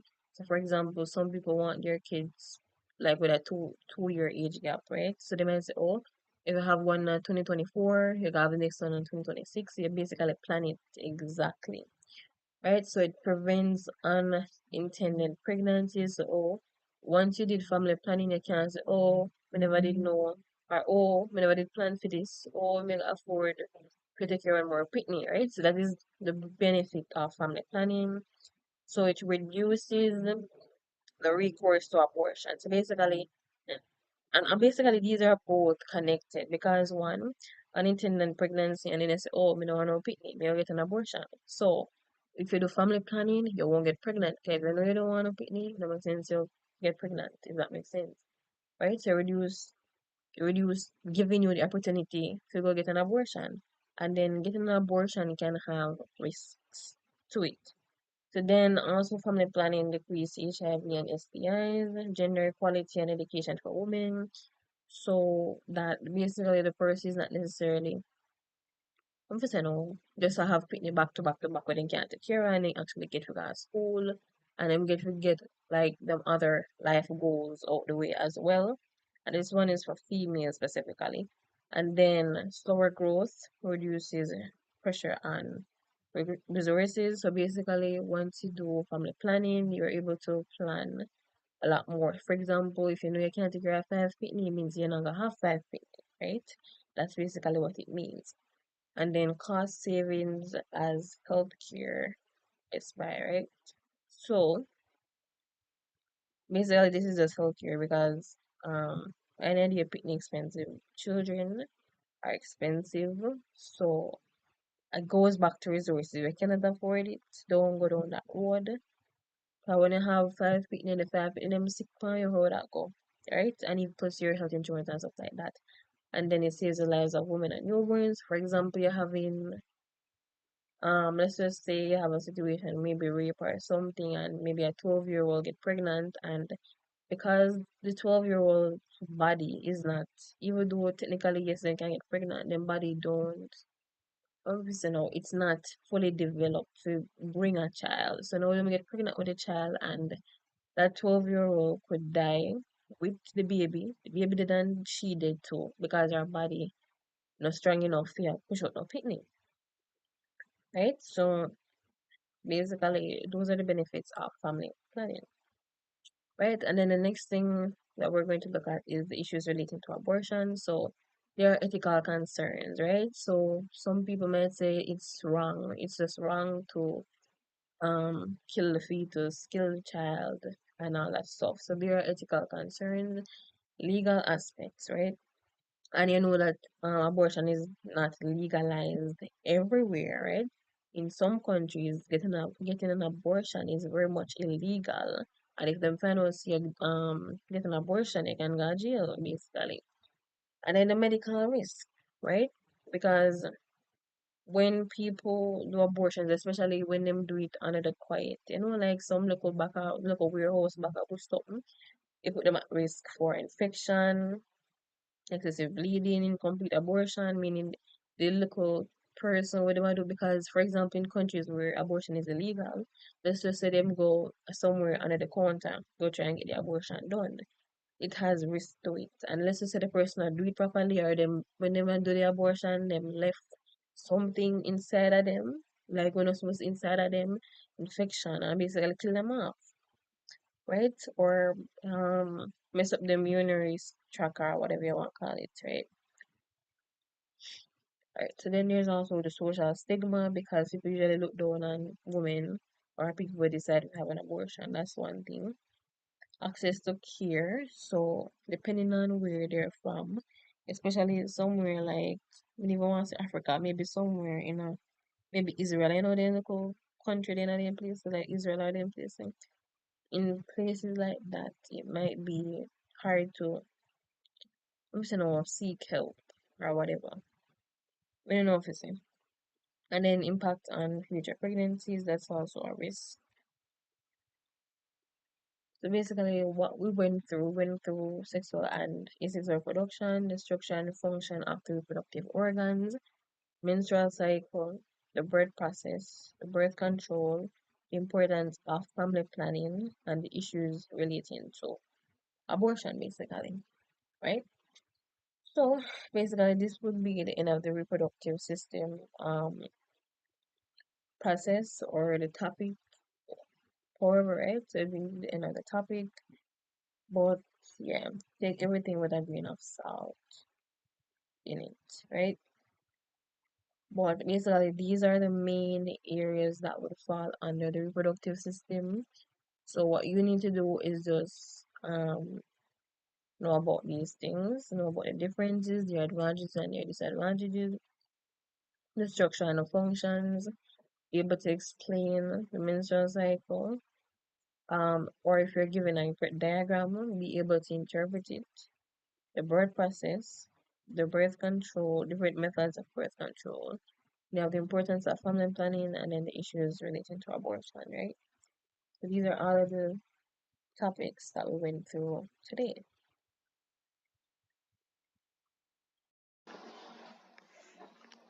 Okay, so basically now we're going to do the circulatory system. So basically this goes for both the CSEC HSB as well as the CSEC biology. So if you're doing either CSEC HSB or you're doing either CSEC biology, it does apply, right? It's the same thing. It is literally the same thing.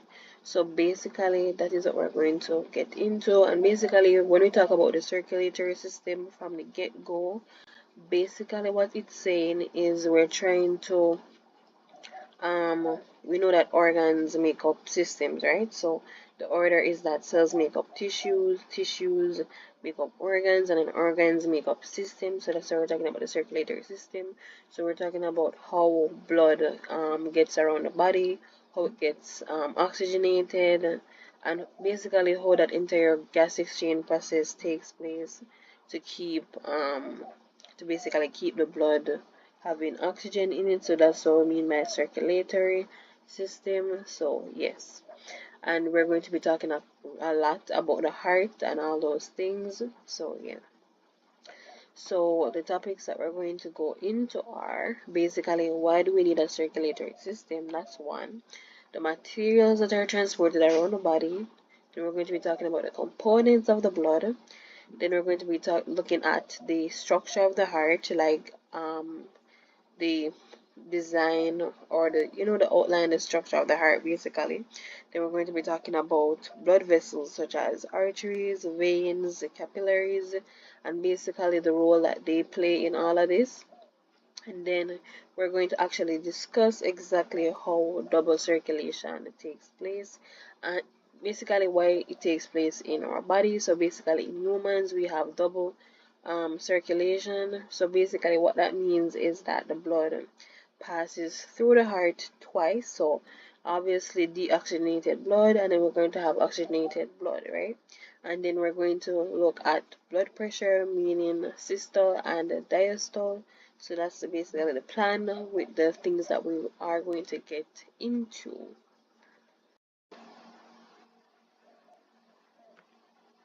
Okay, so the first question that we're going to answer is why do we need a circulatory system, right? So why you think we need a circulatory system? Why we never just alive and just there? Like if we compare something like maybe a flatworm or something really small, those organisms that are really small, they don't really have circulatory systems because they don't need it, right? They don't need it. They're small enough. The surface area to volume ratio, it's good enough. They have enough surface area to diffuse and do everything that they need to, right, in those small organisms.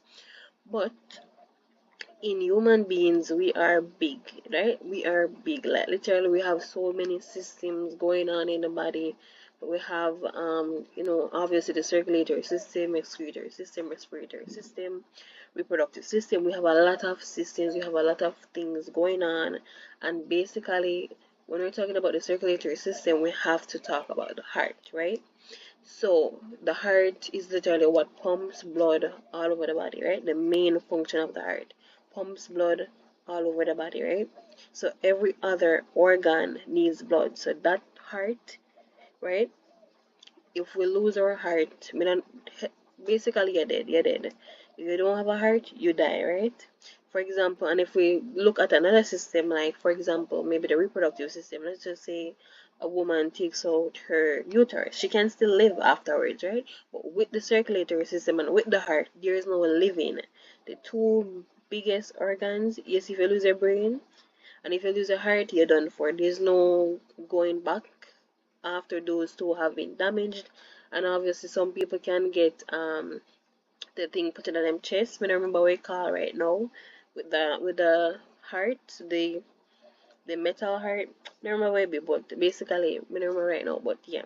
So it's very essential now. It literally now the circulatory system, it literally delivers essential oxygen and nutrients to cells throughout the body while removing waste products like carbon dioxide. Now, we know that oxygen, we as human beings, we inhale oxygen and we exhale carbon dioxide, right? So every single time we inhale that oxygen, every single organ in our body needs that oxygen, right? We need the oxygen in our blood because the blood is obviously what circulates, right?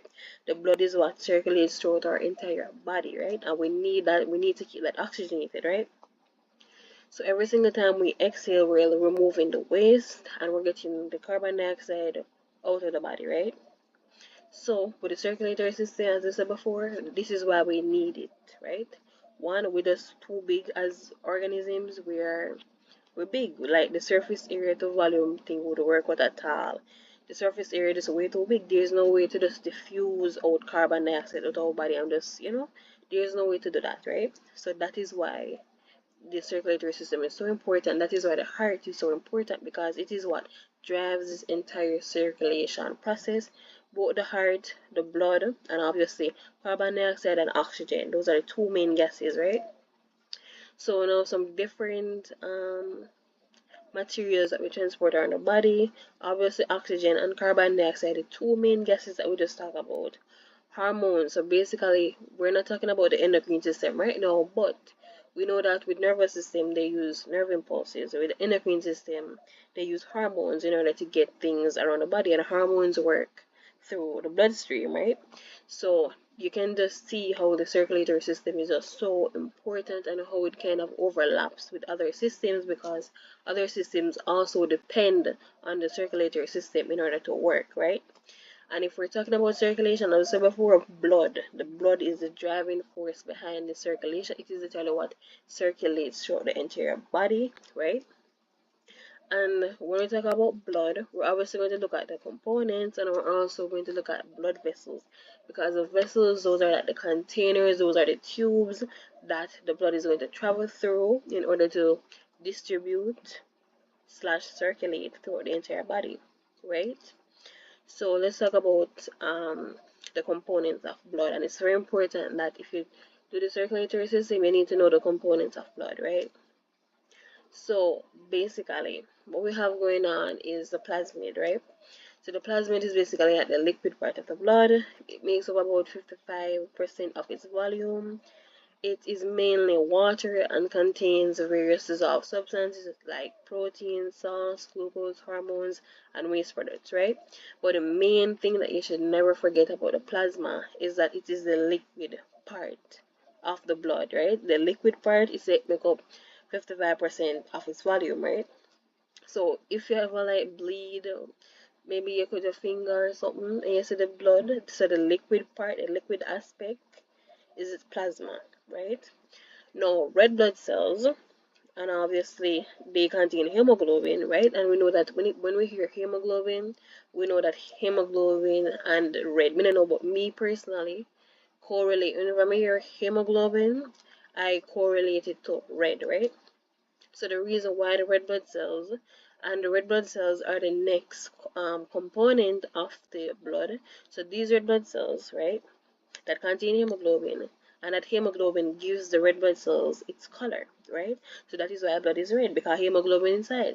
And the next very important thing about red blood cells, right, is that they carry oxygen. So literally, if you ever hear like them say some people anemic or them have low blood count and stuff like that, but basically it's very important that we maintain a healthy level of red blood cells, right? Because they are literally the oxygen carrying cells within our bodies, right? So they carry oxygen from the lungs to different tissues all over the body. So they are extremely important, right? So hemoglobin, so what you need to take away from red blood cells is that they carry oxygen, they're made up of hemoglobin. Hemoglobin gives it its red color, right? So basically plasma is in the blood, red blood cell, they're all these four, they are all inside of the blood. So when you bleed and you just see it like that, your naked eye can't really see much, right? But put it under a microscope, and these four main components of blood will be literally seen. So you'll be able to see everything. Now this word right here, eh, I can't even pronounce it myself, but erythrocytes, this basically is the same thing as red blood cells. It's just another word for red blood cells, or the more technical name for red blood cells. But just remember that plasma, liquid part of the blood, red blood cells carries oxygen, right? It carries oxygen, and it contains hemoglobin. So just remember those main things about these two. So now white blood cells. So the main thing that you need to remember about white blood cells is that they fight infection and they fight diseases, right? So for example, if you get a cut, right? If you get a cut, these white blood cells are literally what would rush to the area, right? So basically, if, as we said before, we get a cut, white blood cells literally what fight infection and diseases. So they try their best to prevent you from getting sick. they are part of the immune system, right? And then being a part of the immune system, that is their role: infection, fighting infection, right? So as you can see, within every single cell, so the four cells that we're talking about, right? And this is the third one, right? Blood cell. You can realize that each of them, each component of the blood, carries out a separate role. Like they're not overlapping in function, and you understand exactly why we need the plasma, why we need a red blood cell. I know you're seeing why we need white blood cells, right? And just to make it clear, white blood cells don't actually white. They don't actually like just white. If you look at it under the microscope, it's not going to be white. You understand? But we don't know why they call it that, but it's white blood cells, right? So the last one we're going to look at is platelets. So basically, the main thing about platelets is that they function for blood clotting. So they clot blood, right? So helping to stop bleeding when a blood vessel is damaged. So as I said before, if you get a cut or anything like that, this is what helps the blood to clot. You understand? It helps the blood to clot up together to stop bleeding. So as you look at them, you just need to know the function and know that these are the components of the blood. You might see it on an MCQ, or you might see it on the paper 2 in a free response. So infection, white blood cells, and then blood clotting, platelets, right? And the thing about it, so the leukocytes thing, you don't have to really worry about that, but leukocytes is another name for white blood cells, and thrombocytes and then is another name for platelets, right? So it's the same thing. Then now, in order for the blood to circulate all over the body, we have different blood vessels, right? So we have different blood vessels, and they are arteries, veins, and capillaries, right? So in their structures, they are very different, very different, right? And there's a photo right here comparing the three of them. So we can see an artery, we can see the vein, and then the capillary. So usually the artery is the biggest one, right? It's the biggest one, right? So the arteries, they carry oxygenated blood from the heart to the rest of the body, right? So just remember this: arteries carry oxygenated blood from the heart to the tissues and organs of the body. So it means that they carry oxygenated blood away from the heart. So away from the heart. Now it's saying here that they have thick elastic walls to withstand high pressure of blood pumped from the arteries, right? So the high pressure of blood pumped from the arteries, right? And they also branch into smaller vessels called arterioles, which then lead to the capillaries. Then they have like venules and then the vein, but you don't have to necessarily worry about all of that. But that's just how it travels. You have the artery, which is the biggest, and you have arterioles, which are going to be smaller vessels, and you got the capillaries in the middle. Now I have the venules and then the vein. So as I said before, the arteries are usually the biggest blood vessel. Let's just say that, right? No, one of the most noticeable things about the artery is the size of the lumen. So this is actually very important. So the size of the lumen, you can see that the lumen is quite small. So we're saying that the arteries carry oxygenated blood away from the heart to the rest of the body, and it has a small lumen. It has a small lumen because, and basically lumen is like a little hollow space, the space, right? So, and that's the space where the blood will travel through. So now it has a small lumen because of the high pressure of the blood that's being pumped from the heart, right? And you know, so the more narrow something is, the faster the pressure will go, right? So it's like if you have a pipe, right? And if you have a small pipe or maybe a straw, we can probably use an example with a straw. Let's just use the example. For example, you take a straw, and we're going to say that we're going to throw some water in the straw, right? And we're going to say that basically we go through the water in the straw, and the thinner the straw, or the mager, the skinnier, the narrower the straw is, the water will come out quickly. Now if we use a big broad straw, it just kind of it basically has lower pressure. That is what me I try to say. The bigger it is, the lower the pressure, and then the more narrow or smaller the lumen is the faster the pressure. So the blood is moving fast. So it's narrow and the blood does not move fast. So it'll leave the heart and it'll go to the rest of the tissues and organs of the bodies. Because remember we said that all the organs them, all the other systems them, all our tissues that depend upon this oxygenated blood. Because the blood is what circulates all throughout the body, right? So the blood circulates to the reproductive system, all the endocrine system relies on the blood as well. So as you can see it all over the place, right? So that's basically why the lumen is so small in the arteries, because it is carrying higher pressure of blood that is being pumped from the heart. Now we're going to take a look at the vein because that's important too.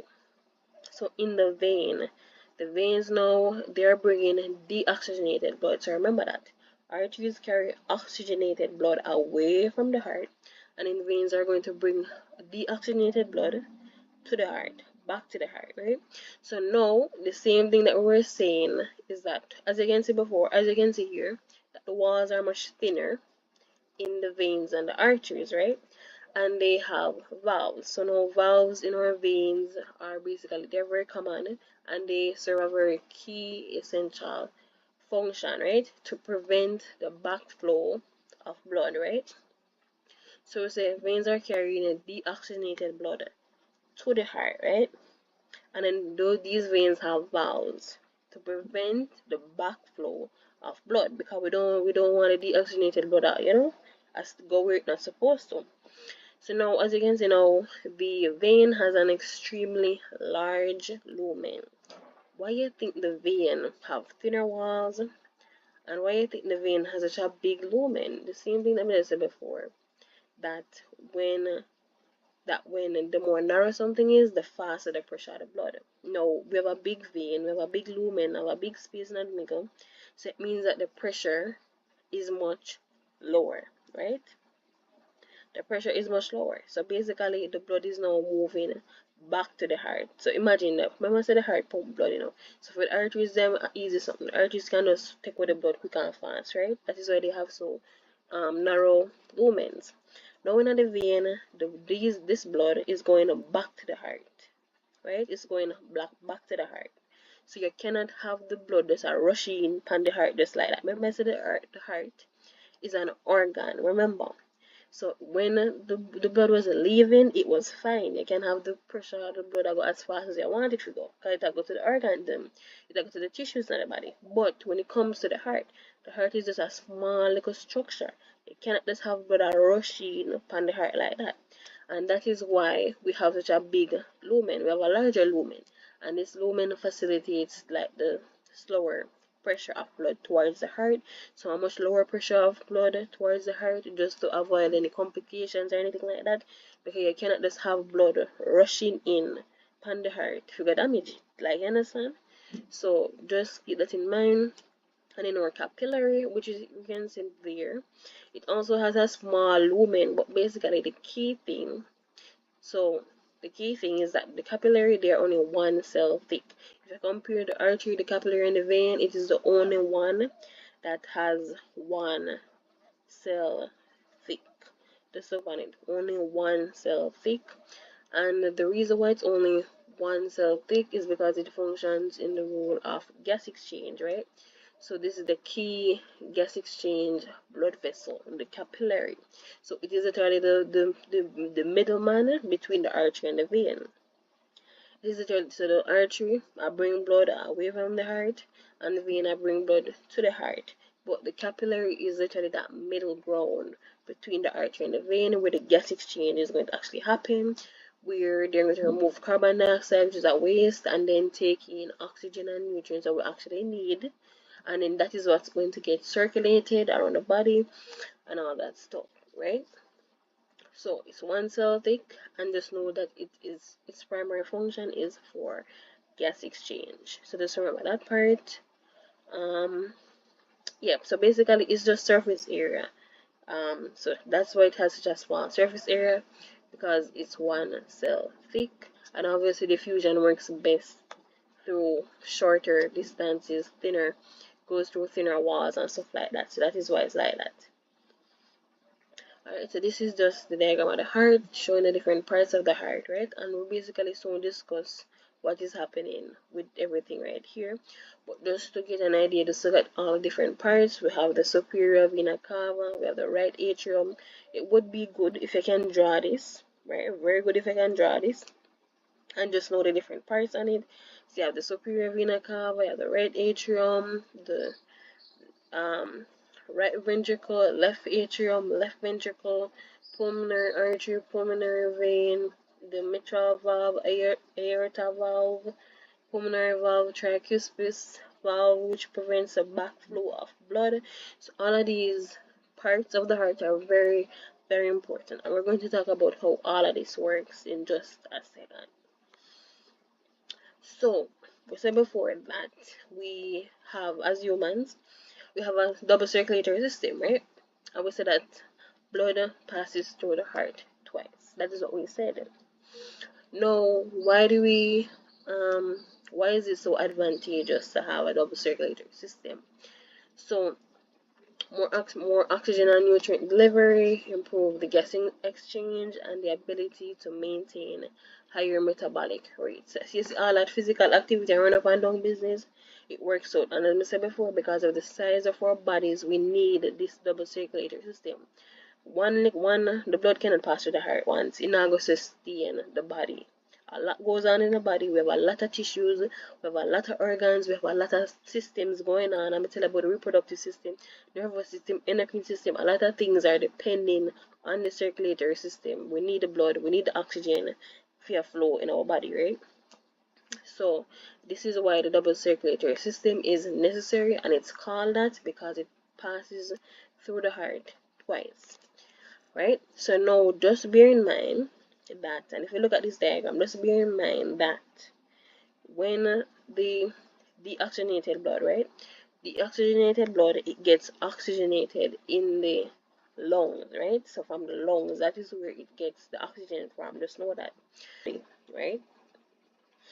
So now, as relates to circulation, we're going to talk more about that. But basically, what's happening is we're going to focus on this diagram right here. And basically, the deoxygenated blood is going to return to the heart through the vena cava. So right here, this is the vena cava. So deoxygenated blood is coming in. It's going to the right atrium, then it's going to the right ventricle. So this tricuspid valve is just what prevents the backflow of blood. So it just prevents blood from going the wrong way. We don't want the blood going back out through the vena cava. We want it going in one direction, right? So it comes to the right ventricle, where it's pumped to the lungs via the pulmonary artery. So as you can see, this is the first lap of the blood, the circulation. I would say blood passes through the heart twice. So see there, this is where deoxygenated blood comes in, and then it's going to be pumped to the lungs via the pulmonary artery. Right, good. Then we're saying oxygenated blood is going to return through the pulmonary veins, right? So it's going to return to the pulmonary veins, go through the left atrium, and then go through the left ventricle, and then it's going to be going out through the aorta. So after the gas exchange takes place in the alveoli in the lungs, that oxygenated blood is going to come back. Right, so when it comes back, it's going to enter through the pulmonary veins and then go to the left atrium, right? When it goes to the left atrium right here, it's going to enter the left ventricle, and then it's going to pump oxygenated blood into the aorta, and then the aorta to the rest of the body, right? So all these different organs and tissues that need this oxygenated blood is going to get it, and that is how we say that blood goes through the goes through the heart twice, right? So this deoxygenated blood returns to the heart with the vena cava, completing the systematic circuit, right? So as you can see, it's a cycle. So the pulmonary circulation, it starts out deoxygenated blood coming to the vena cava, right atrium, right ventricle, and then out through the pulmonary artery to the lungs, right? So that's what was that happen. Obviously, in the lungs, you have tiny air sacs called alveoli. Gas exchange take place, so then oxygenated blood comes back in through the pulmonary veins. So the pulmonary veins, they're bringing oxygenated blood, right, to the heart. In this case, remember this is different from the regular vein. The regular vein, them, they bring deoxygenated blood to the heart. That's what the regular veins do. So just look at it like this. Regular veins would bring deoxygenated blood.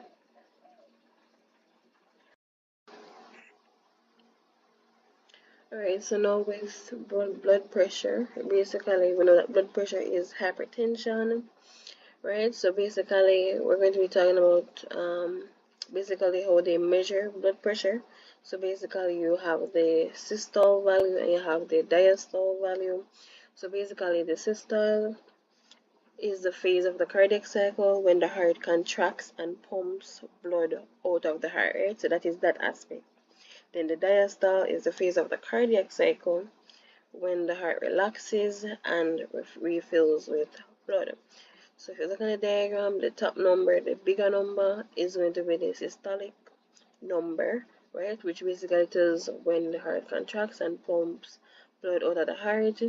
And then the diastole is when the muscles are basically more relaxed, right? So basically, pressure exerted when blood is injected into arteries when they're contracting.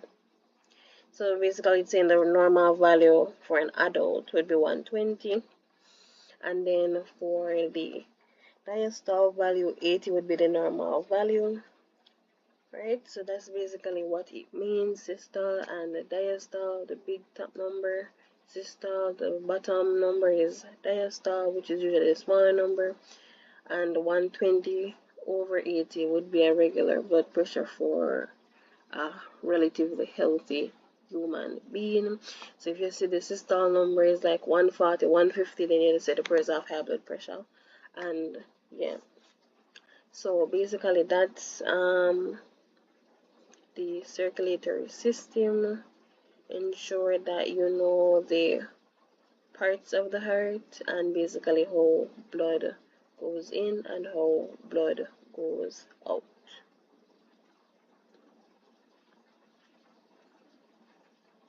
So basically we're going to look at the excretory system. So basically we did the reproductive system, there's also the nervous system, the circulatory system, there's different systems just overall a part of the crash course, so the different types of cells, cell transport, and all of those things. A little bit about photosynthesis and obviously hereditary and variation, all them something there. We did look on that. So basically the whole mitosis, meiosis, and how genes get passed on and stuff like that. But now we're going to look at the excretory system. So basically, the excretory system is probably going to be one of the shortest systems. But basically, we just go through the main points. So it's for both CSEC biology as well as CSEC HSB, right? So it's basically the same thing, right? It's the same thing I need to know for both subjects, but basically, in my memory, remember some years ago, right? We did actually see, or actually, me feel like it was the year that we did do CSEC HSB, the year we do that subject then. That was the year me think them put something relating to the excretory system and wish me did surgery, but that would be what the CSEC HSB, the 2021 exam, the paper 2 for 2021. So as me look on this now, me say wait, me did actually remember when me do the exam, there was a question relating to the excretory system in the sense that they were basically I think it was a scenario about one man where drink and stuff like that. I don't remember exactly what the question was, but as you can see, especially for HSB, this excretory system is going to come in handy, especially when they give you like a scenario and you have to know how the excretory system works. You can say, oh, this is what's happening based on what the scenario tell me, say, right? So basically, it's important, especially for HSB, When we do biology, we never really see the excretory system come on the exam like that. Obviously, it is a part of the syllabus, right, for CSEC biology, but we never really see it pop out like that when we do CSEC biology, because obviously CSEC biology is a lot more broader, and then CSEC HSP is more zoomed in on the human body, right? So that is why it would show up more in HSP. But yeah. So anyways, this is the plan. We talk about what is excretion and its importance, the roles of the organs that secrete, that not secrete but excrete substances in the body. Don't mix up secrete and excrete. Like when something excretes, we're talking about waste. Just keep that in mind, like waste we're trying to get rid of. With the word secrete kind of work more with when you talk about hormones or stuff like that, things that actually serve a function in the body. That's why something secretes something, right? So like for example, in our stomach we secrete enzymes, digestive enzymes that act on the food or eat and stuff like that. But don't mix up excrete and secrete, because they're two different things. And when it's a secrete, when something secretes something, more than likely it serves a function. When we're talking about excretion and the excretory system, we are focused on strictly waste, right? Strictly waste, something that the body just does not need, and we are trying to get it out. So, and then obviously the structure and function of the kidney. So we're just going to look on the kidney a little bit, yeah. But I feel like I'm going to mention something else. What is my mind? I feel like, what was I saying about, yeah. So we'll just continue and hopefully remember what I think about. But basically, excretion, so it is a process by which organisms eliminate metabolic waste products and other toxic substances from their bodies, right? So excretion, if you remember Grimner, right, as in growth, irritability, that meaning sensitivity, movement, nutrition slash feeding, and then excretion and but it's a reproduction or respiration already, but you get the point. But yeah, if you remember Grimner, you know that excretion is one of the characteristics of living organisms, right? And the fact that it's a characteristic of living organisms, this can be an indication that something is living. So in order for something to quote unquote be living, it has to it not secrete but excrete waste, right? Because within our bodies different metabolic processes are taking place, right? And with these different metabolic processes taking place, we're going to have waste products, right? Even our sweat, different things. So yeah, for example, is our sweat and obviously urine and then feces, things like that. Even menstrual blood, that's also waste, right? So there are different methods or ways that we excrete things from our bodies, right? So yeah. Then basically the main purpose behind excretion, as I said before, we're trying to get rid of waste outside of the body, right? We're trying to get rid of waste. But the thing about it, if we're trying to get rid of waste, why is getting rid of this waste so important, right? And this is because of two things, well, two main things. One, we're trying to maintain homeostasis in the body, that's one. And then two, we're trying to prevent the buildup of harmful substances, right? So homeostasis is a very important thing. Is basically maintaining the internal environment. So basically, regardless of what is happening around you or around your body, or basically regardless of the temperature or whatever is taking place, it's important to maintain homeostasis, right? So it's like a constant, balanced internal environment despite external changes, right? So for example, if you go somewhere that's cold, and obviously will start to feel cold, because if the environment cold, we're gonna start to feel cold. But when we start to feel cold, our body's response is to shiver. So when our bodies start to shiver, that's the response that okay, we need to maintain homeostasis, because guess what, if we stay in the cold, we're going to freeze, right? We're going to freeze. Cells and different enzymes in our bodies cannot function in that at that temperature, right? And so that's why we wear sweaters and different layers and different things like that in order to maintain that internal environment at the end of the day, right? So homeostasis is a very important part of just human beings, right? And then the next point behind excretion is to prevent the buildup of harmful substances. So basically, why is this important? So to prevent the buildup of harmful substances, it's important because one, it can damage tissues, right? So we know that tissues are made up of cells, so that's that. So we don't want to damage tissues, we don't want to damage organs, we don't want to just disrupt different bodily functions, right? Because let's just say, for example, you have the waste in your body, and like for example, maybe somebody have cancer or something like that, and maybe your colon or something like that is affected and the waste is not getting out of the body. What can happen is that the waste can start to what do you call it? It's more like it kind of, why we just feel like we define the word secrete. What is not secrete, I mean to say.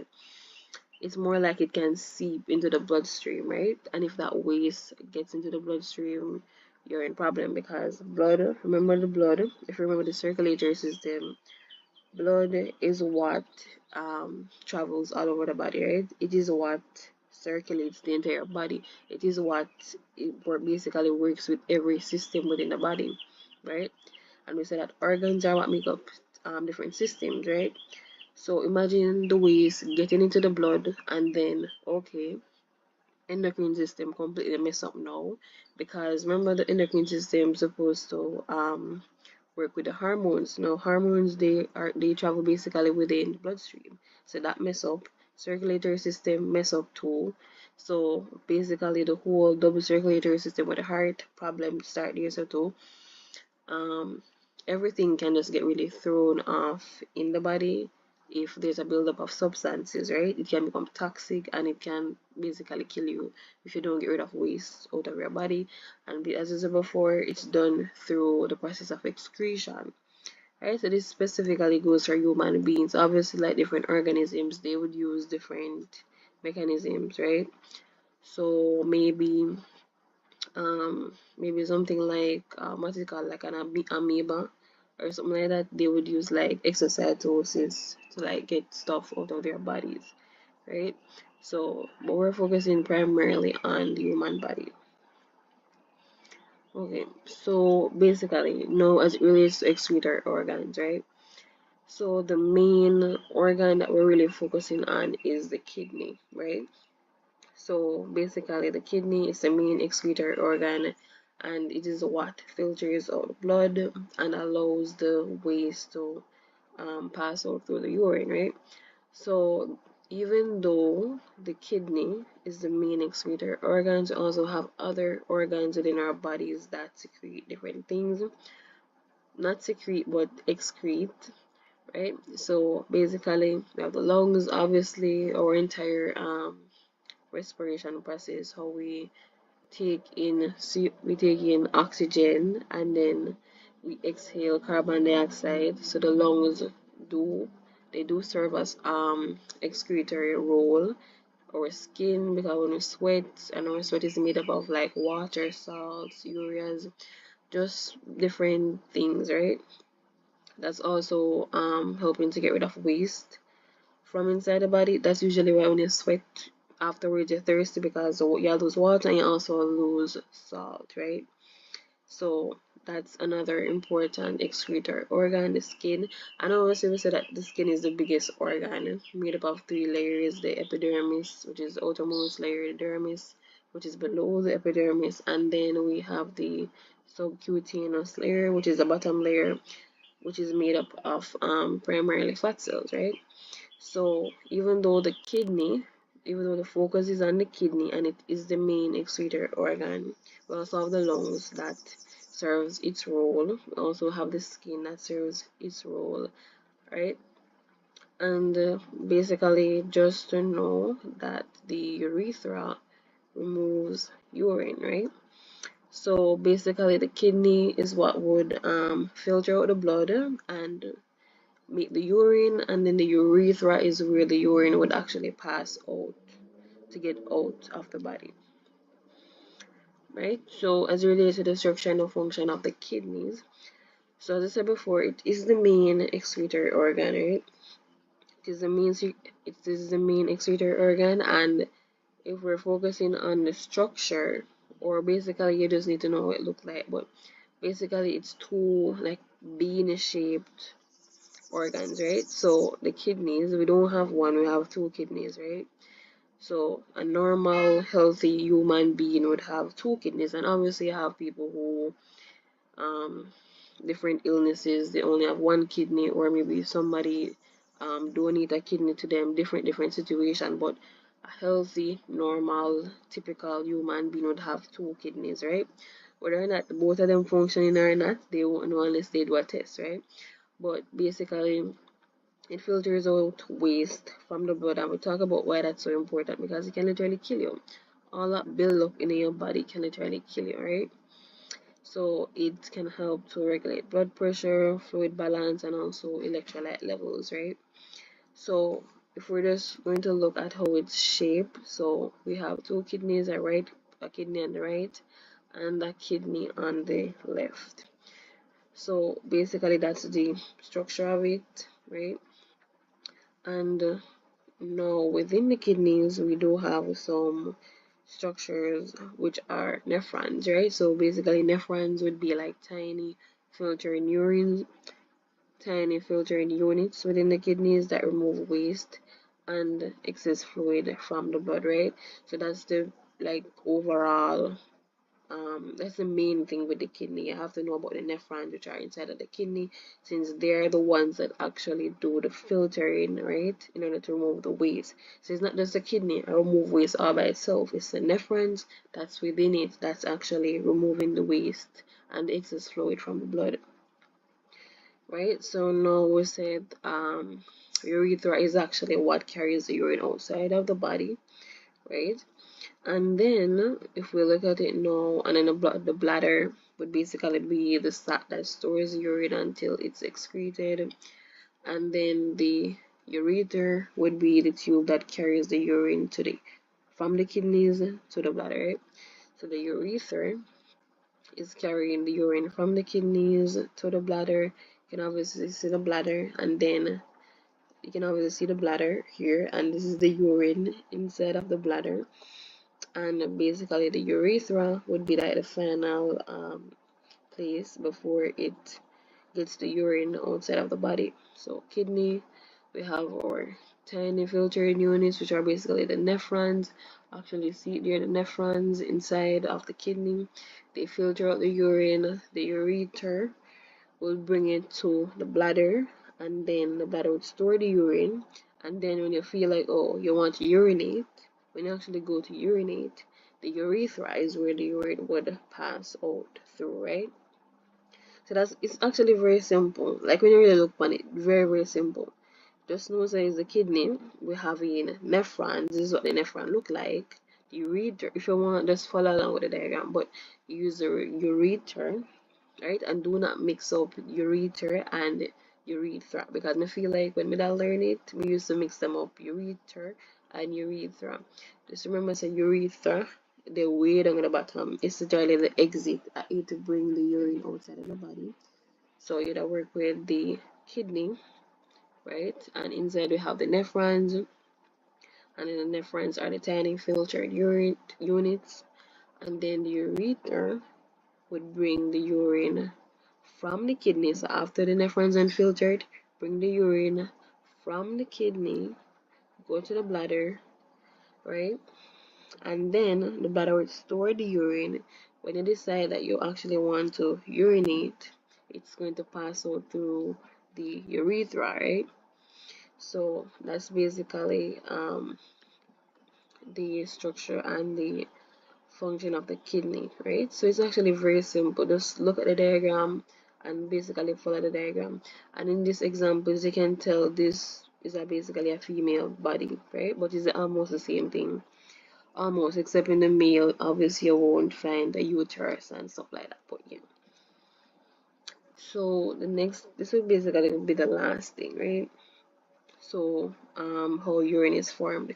So we said that the kidney has basically nephrons, which are tiny filtering urine units, right?